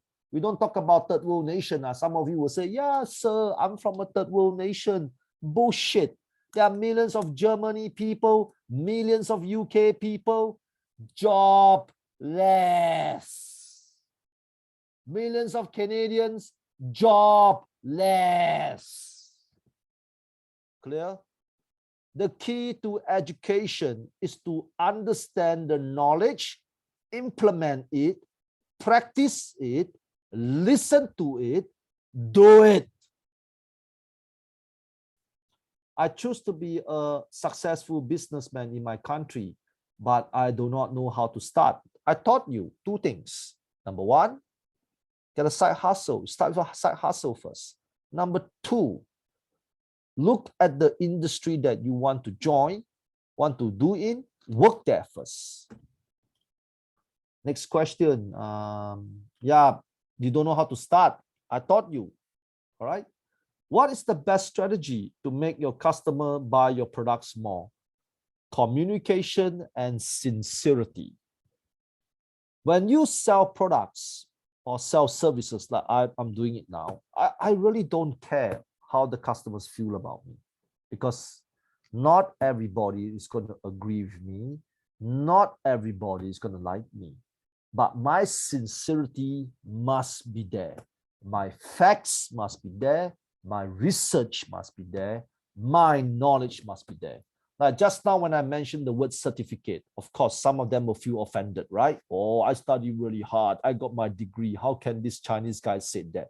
I can say that because my country origins is from China. China, there are millions of people that have certificate that are jobless. Ta-da! That's my facts. That's my facts. There are millions of people from Central Asia with certificates, jobless. That's my facts. There are millions of people from Myanmar, Bangladesh, India, Sri Lanka, Thailand, Laos, Cambodia, all the countries combined together. Millions of people are jobless certificate holders. Ta-da! You see, I'm not selling. Look at me. Am I selling now? I am not selling. I am educating you. Of course, once I educate you, maybe 60% will listen to me, 40% will not listen to me. Those 40% that don't listen to me, I sincerely wish you the best of luck. I hope I will not see you in this training next year. Those 60% of you listen to me, ta-da, I got 60% business. So now you understand. So the best strategy is to talk to people. Do not think there's a shortcut. There is no shortcut. Talk to more people, be sincere, be real, be honest. You understand? Be sincere, be honest, talk to more people, educate people. That's all you need to do. Keep your things simple. Do not overthink things. My problem right now is the lack of capital. Everybody is lack of capital now. Okay, let me explain to everyone. Because of COVID, everyone is shortage of capital now. So again, listen to the two advice. Side hustle, choose the industry that you want to be in first, work there, and be the best there. Next question. I know I'm stupid to ask, but can I apply to your company after I get my diploma? Of course you can. If you're good, what the fuck would I hire you? I will sack Akmala. Akmala, wave to everybody now. Akmala, I swear to God, I swear on my mother. Look at me, I'm swearing now. Chinese swearing, huh? If you continue to be shit, if anyone's better than you here, I will get them to replace you. Of course you can. Listen, if you can do the job, if you can do sales, if you are willing to learn, anyone in the fucking world can work for me. and you can replace Akmala anytime. There you go. You have my answer now. All right. How to find stable business. There's no right way. Just talk to everyone. Meeting people is hard for me because I have anxiety problems. I always struggle to connect with people being stressed out. Okay, this is important. Okay, listen. Okay, I want everybody to understand this. Okay, listen. Okay, all of us have problems. Either you die trying or you don't die trying. It's that simple. If you die trying, you have hope. If you don't die trying, you have no hope. Both are shit answers, but one answer is better than that shit answer. So my advice is very simple. Why do you care? Just go and meet people. You can start with church first. You can start with temple first. You can start with the library first. You can start, to work in a company that meets a lot of people. You got to start somewhere. There is no right suggestion. There is no right suggestion. There isn't. Okay, there isn't any right suggestion. All I can tell you is very simple. You're going to die anyway. Either you die trying it or you die not trying it. Okay? I registered a private school in Zambia recently. I've managed to purchase 20 tables. Now the challenge is when I have to raise money for the rentals and buying other school requirements. Otherwise, I am really determined, Mr. Benson. I've been teaching for the past 9 years. So what I can do now? Now, okay, listen. This is also another true story.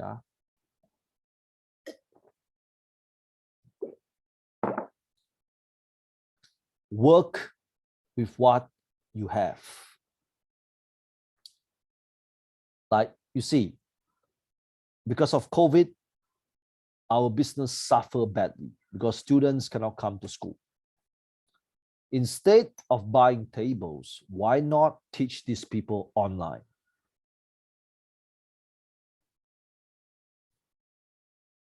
Sometimes if the A plan doesn't work, go for the B plan. But the B plan can work. Why do you need to give tables when you can teach online?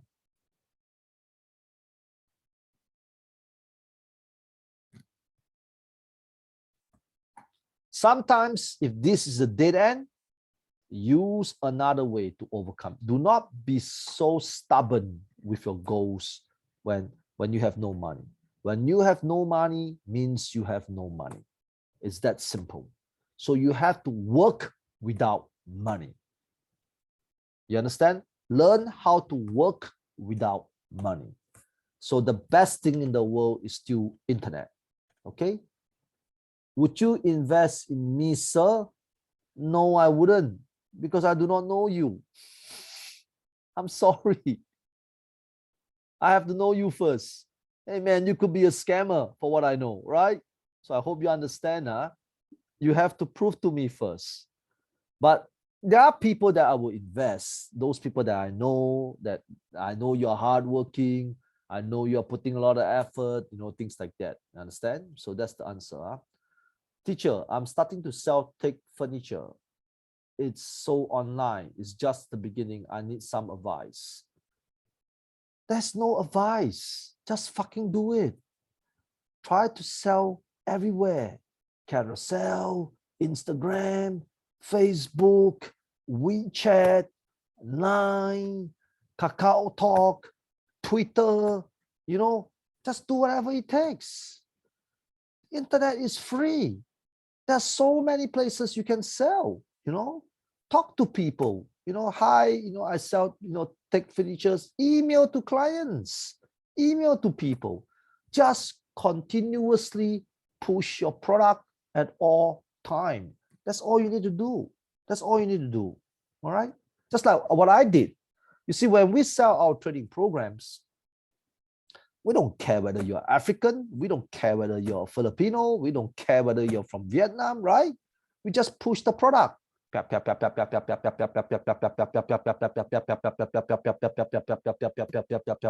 it.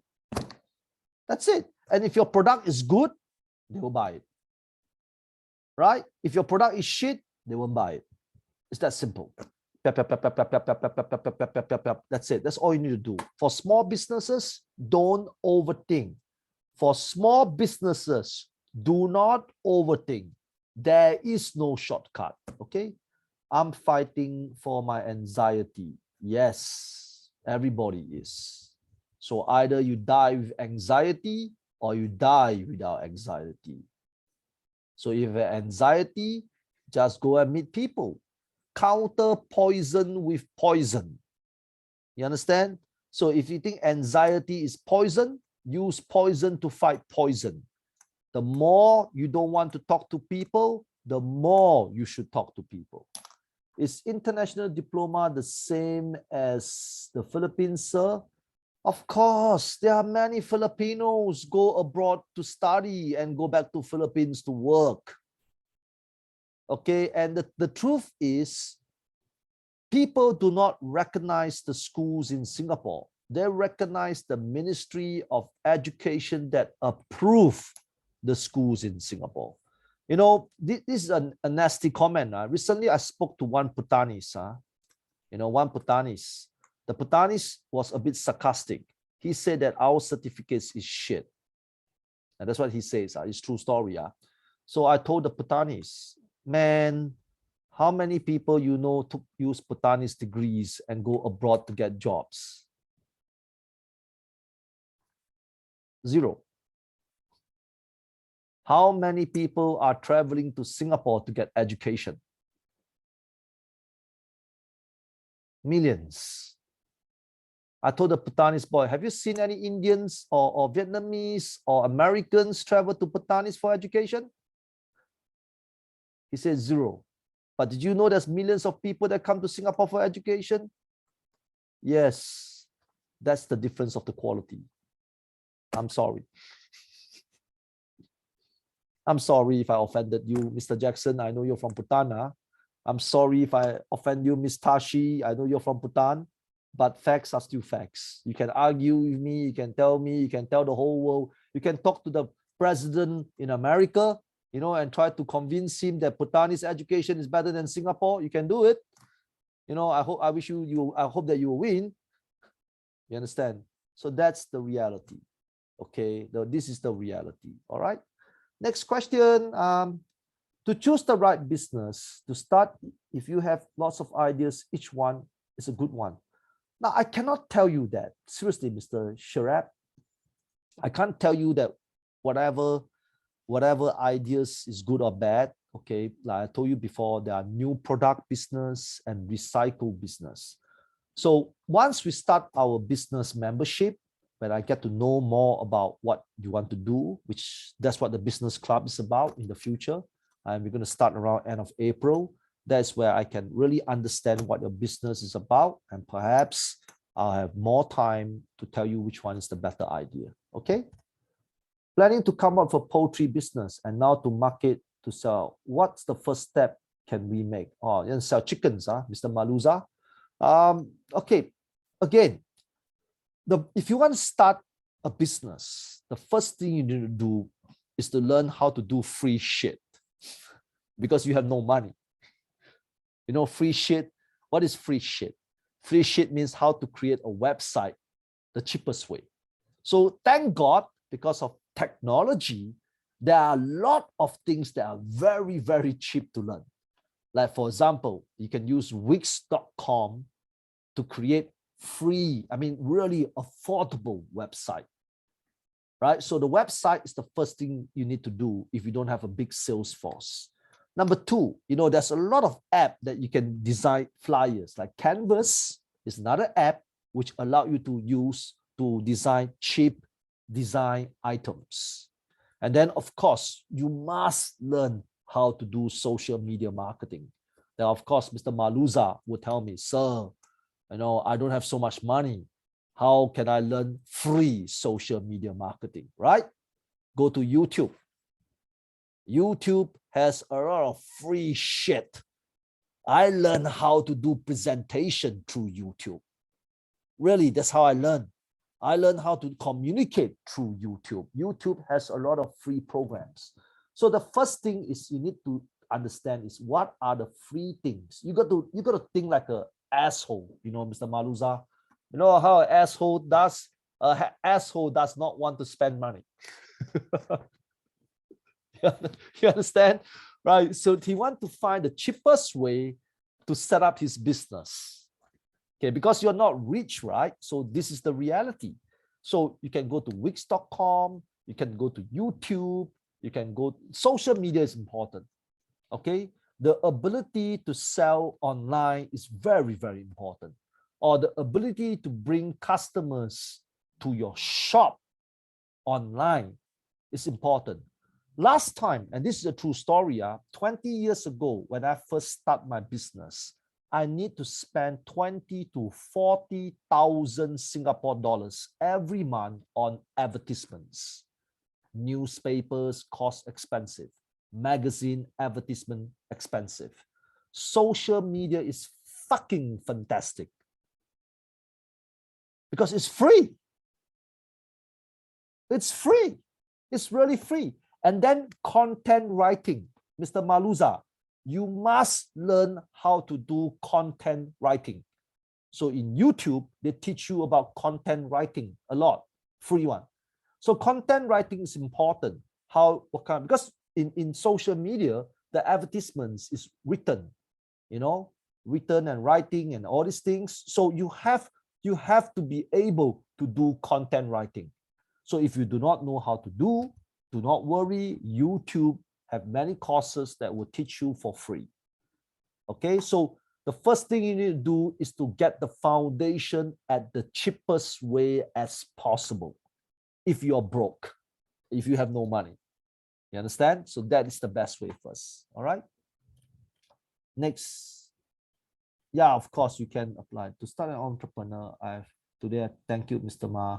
I have an e-commerce project that I want to sell in the country. I want to sell market trends. Would you advise I focus on one product? Okay. Now, Mr. Prince, okay, now he's asking, I want to set up an e-commerce business. Should I sell multiple products or single product? Now, it's very difficult to say. You have to ask yourself this question. What is your business ideology? If your business ideology is to make money only for short term, that's called selling one product. It's called overnight products.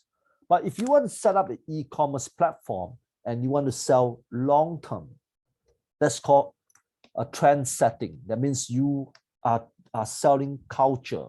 You are selling, like for example, I guess you're from Africa, right? So maybe you want to sell African fashion. Like African people dress differently. Like if you watch the Black Panther, they dress differently, right? So that's called African fashion.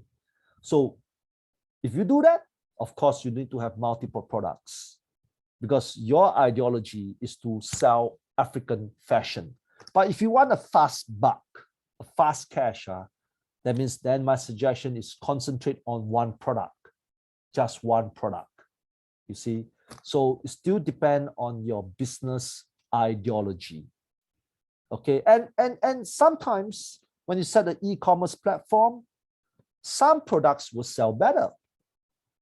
But because you are selling African fashion, a fashion cannot be just one belt, right? It doesn't make sense, right? Because you're selling fashion. So you must have multiple products and be mentally prepared that some products will sell great, some products will sell terribly. But because your e-commerce platform is African fashion, okay? Due to different variants of COVID, the supply chain has been demand. So how could you advise on this to keep the business rolling without much inflation? You can't, I'm sorry. Mr. Tutan, you can't. Inflation is international. There's nothing you can do. The only thing you can curb inflation is to sell more stuff. Okay, this is a problem that even my company is facing. Okay, even my company is facing. You cannot stop inflation. There is no way out of inflation. There is no way out. So the only thing you can encounter inflation is the ability to sell more things. More things, you have more money come in, more money, combat inflation. That's why I told my team, we need to sell more products. So obviously some of my team members are stupid. Oh, sir, it's so stressful to sell products. You're stupid. You know why? Because if that's inflation and we depend on one product, you will lose your job. So this is an international problem. International problem. Understand? I want to do online business, but I couldn't get good business. Mr. Doji, I think the problem is that you're selling in Bhutan.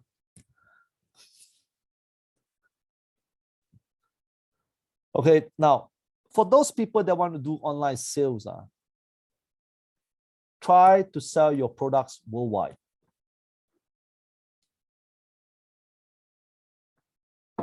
If you sell only to Bhutanese, trust me, you will not have a good ending. Okay. Okay, what is online?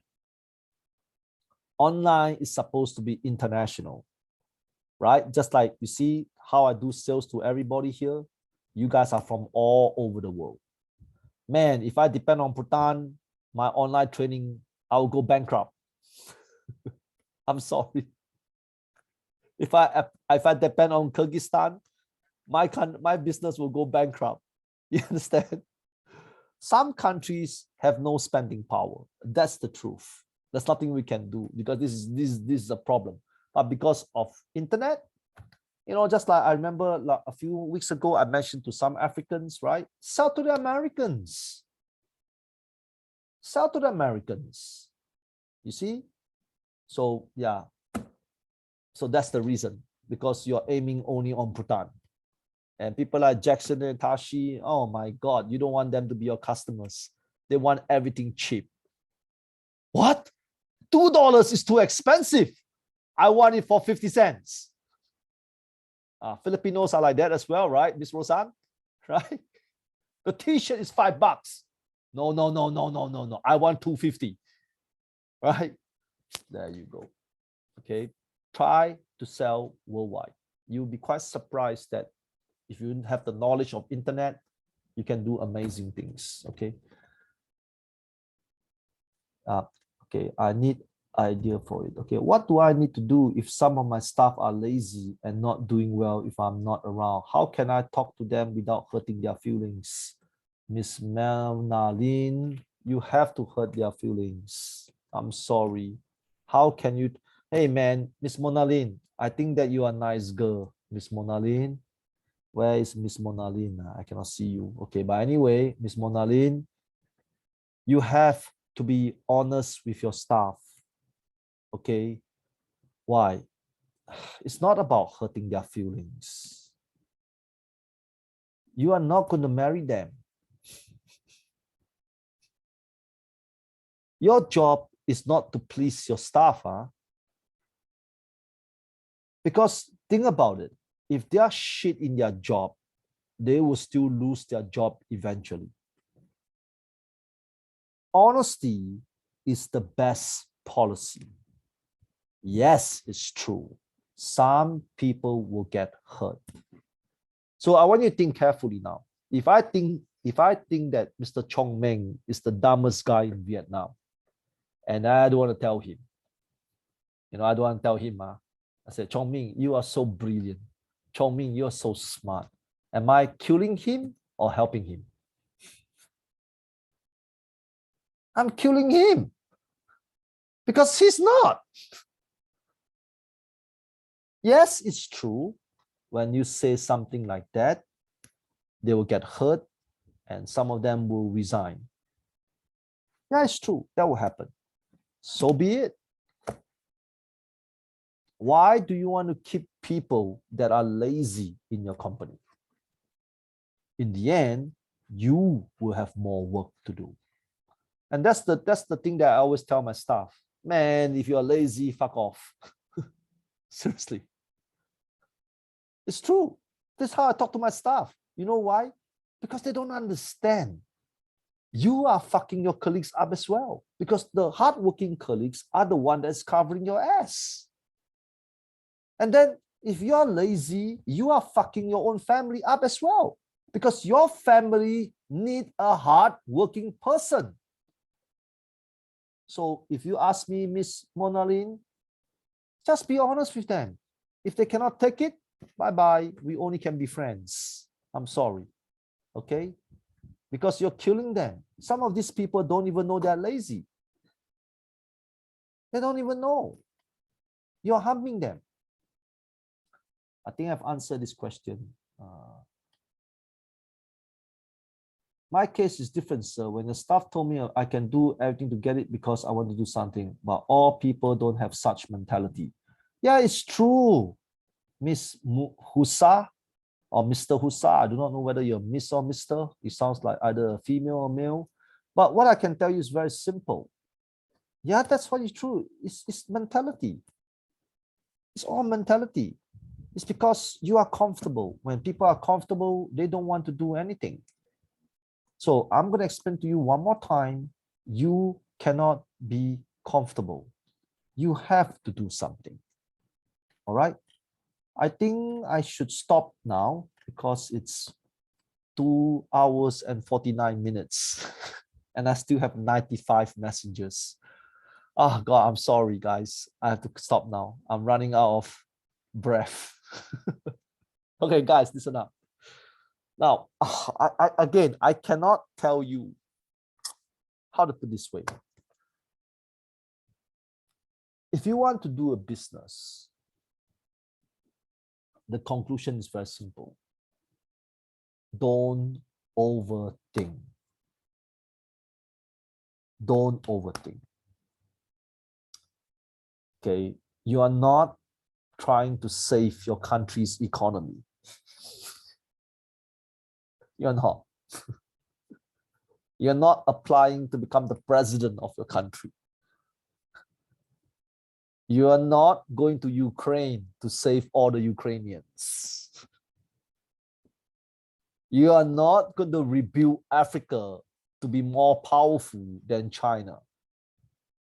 Okay, please. Okay, please. Don't overthink. If you are broke, use the broke way to do business.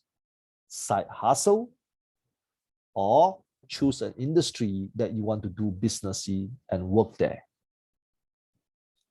If you want people to invest in you, use 1 year, be patient, be patient.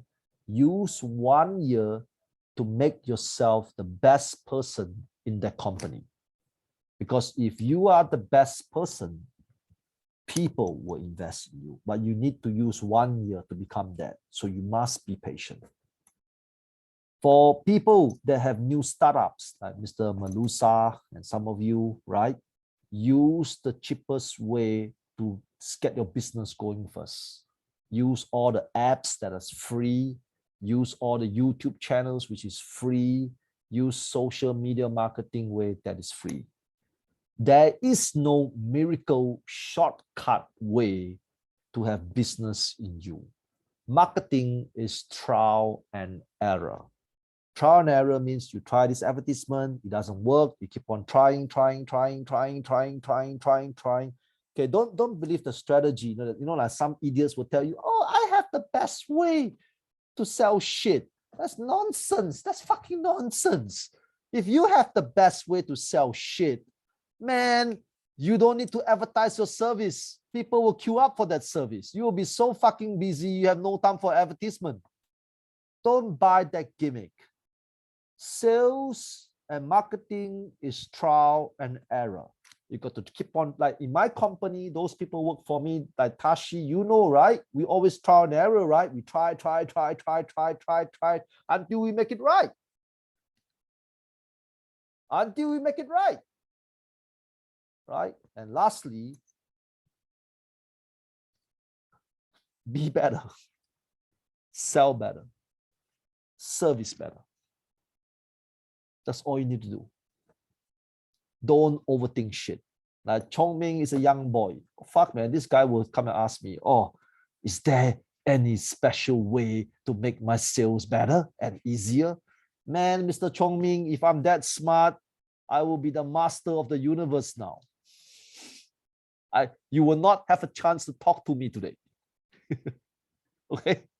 None of you will have, you need to pay me $50,000 to talk to me. You understand? If I'm that smart, if I have a strategy to teach you so that your sales can be the number one in the world, I swear to God, you will pay me $50,000 just to see me. Because there is no such way. Stop thinking shortcut. When you want to do business, you must have the emotions to do business, just like me now. Every day is sad. Every day is headache. Every day is problem. But so is working for people. Working for people is sad. Working for people is problem. Working for people is also emotional. It's the same. So life, there's only two choices. Normal, special. What do you want? What do you want? But anyway, once we start the business clubs, which we hope to start at the end of April, that is our forecast plan, or maybe early May, which I'm trying to find some time. And this is like more towards like, it's not like training anymore. It's like more towards like implementing some of your ideas, you know. You understand? Like maybe some of you have great ideas. Who knows? You know, we can sit down, we can talk to, you know, things like that. You know, when will you come back, sir? I'm always here. Okay, where the fuck do you think I'm going? This is my company. I'm always here. Okay, I'm always here. Don't worry. So when we have this business club, it's a bit different. This strategy is a bit different. It's going to be like, you get to see me all the time, okay, because I'm going to be the committee member of the business club. So we can discuss a lot of ideas, you know, and we hope that we can really teach you how to set up something first, you know, to get the ball rolling, you know. So this is the plans. Like one of the things that we want to do, and this is a true story, just to let you know, like currently I'm signing 2 contracts now. Okay, one contract is a barista, you know, a barista coffee machine, you know, the coffee machines, right? So it's a Japanese MNC company. It's called Dio. It's a big Japanese MNC company. So what happened is that one of the things that we want to do is to train people how to run cafe. You know, how to run a cafe. You understand? Like cafe business, I think will be great. And one of the business that I wanted to do is hostel business, you know, accommodation business. So this is what the business club is going to do. This business club is going to explore a lot of ideas about practical situation. But I want everybody to understand, if you want to attend this business club, please don't be a lazy ass, man. If you're going to be a lazy, stupid ass, I will fuck you up like my staff. Okay, just for your information. So this is the policy of this business club. If you want to join this business club, you better be serious. If I tell you you need to do 50 Facebook advertisement, your job is to do 50 Facebook. That means I'm going to treat you like a staff. If you're not going to do it, I'm going to fuck you up. You understand? So this is the condition of the business club, because the business club is something that I really want to do for years now. For years, not months, years. Because I really believe that there are a lot of good people in the world. And that's the truth. A lot of good Vietnamese, a lot of good Pakistanis, a lot of good Africans, a lot of good Filipinos, a lot of good Malaysians. You know, sometimes they need some real guidance and to understand what life is about, so that you can have, you know, the right purpose on how to scale up. And to me, because I'm always the glass that is half full. Half full means I always believe in hope. Always correct, good Ghanaians as well. Alex, good Ghanaians as well. All right, I'm the kind of person that always believe in hope. Okay, hope means there's opportunities everywhere. Really, there is. You have no fucking idea. It's just that because our information intelligence are weak and our emotional intelligence are weak, that is stopping us to realize what we can do in real life. You understand? So I hope this business club is not about training anymore. Huh? It's about implementation. Implementation means we'll teach you how to do social media marketing. We'll teach you how to communicate better.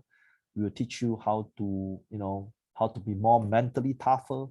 And a lot of you will have my number and you can WhatsApp me at all times, But remember, when you WhatsApp me, I'm different when you have my number. I'm not going to talk to you nice if you have my number. Now, because you are my customer, so I talk nice to customer. I'm very sweet to customers. But when you're my staff, because this business club is something like my staff now, man, I will be so harsh on you if you do stupid things. Really. Okay, I just want to let everybody know this first. So this is something that I want to do. And I hope I can do very well, really, because can you imagine if I can train Alex, I can train James, I can train Naveen, I can train Henry, Maravix, Murray, It's not a recruitment process. It's not. It's just that if you're part of the program, everybody can enter this program. Okay? And Mr. Upendra, Acharya, I really want to do something. So yeah, this is what the business club is about. So hopefully you'll be successful, because this is something that I wanted to do for a long time and I didn't have the time. Now with all the lockdowns and COVID problems, I think it's the right time to do now. So yeah, so this is my plan. All right. So remember, yeah, I will share with you, John, once you belong to the business club. Okay, don't worry. In a few weeks' time, I will develop the program out. So you have my personal line. But again, when you have my personal line, means you're no longer my customer. So when you're no longer my customer, I will hammer you to the ground if you do something stupid. You understand? Okay, so that's me. All right. So I hope this is going to be great. All right. So yeah. Okay, I think it's up. It's almost 6 p.m. I've been talking for 3 hours. My throat is sore. Okay. And again, I hope to see you guys very soon. Yeah, I'll still be joining this. I'll be still doing this business talk for the next few Saturdays. For the next few Saturdays, I'll be conducting, like, I think Mr. Chong may want to ask this question, right? Yeah, for the next few business talks, I'll be doing the hosting for the next few business talks, all right, for every Saturday. So yeah, so I hope that this business club will work. If it work, then a lot of you have side incomes, which a couple $100 will actually help your life now, right? True.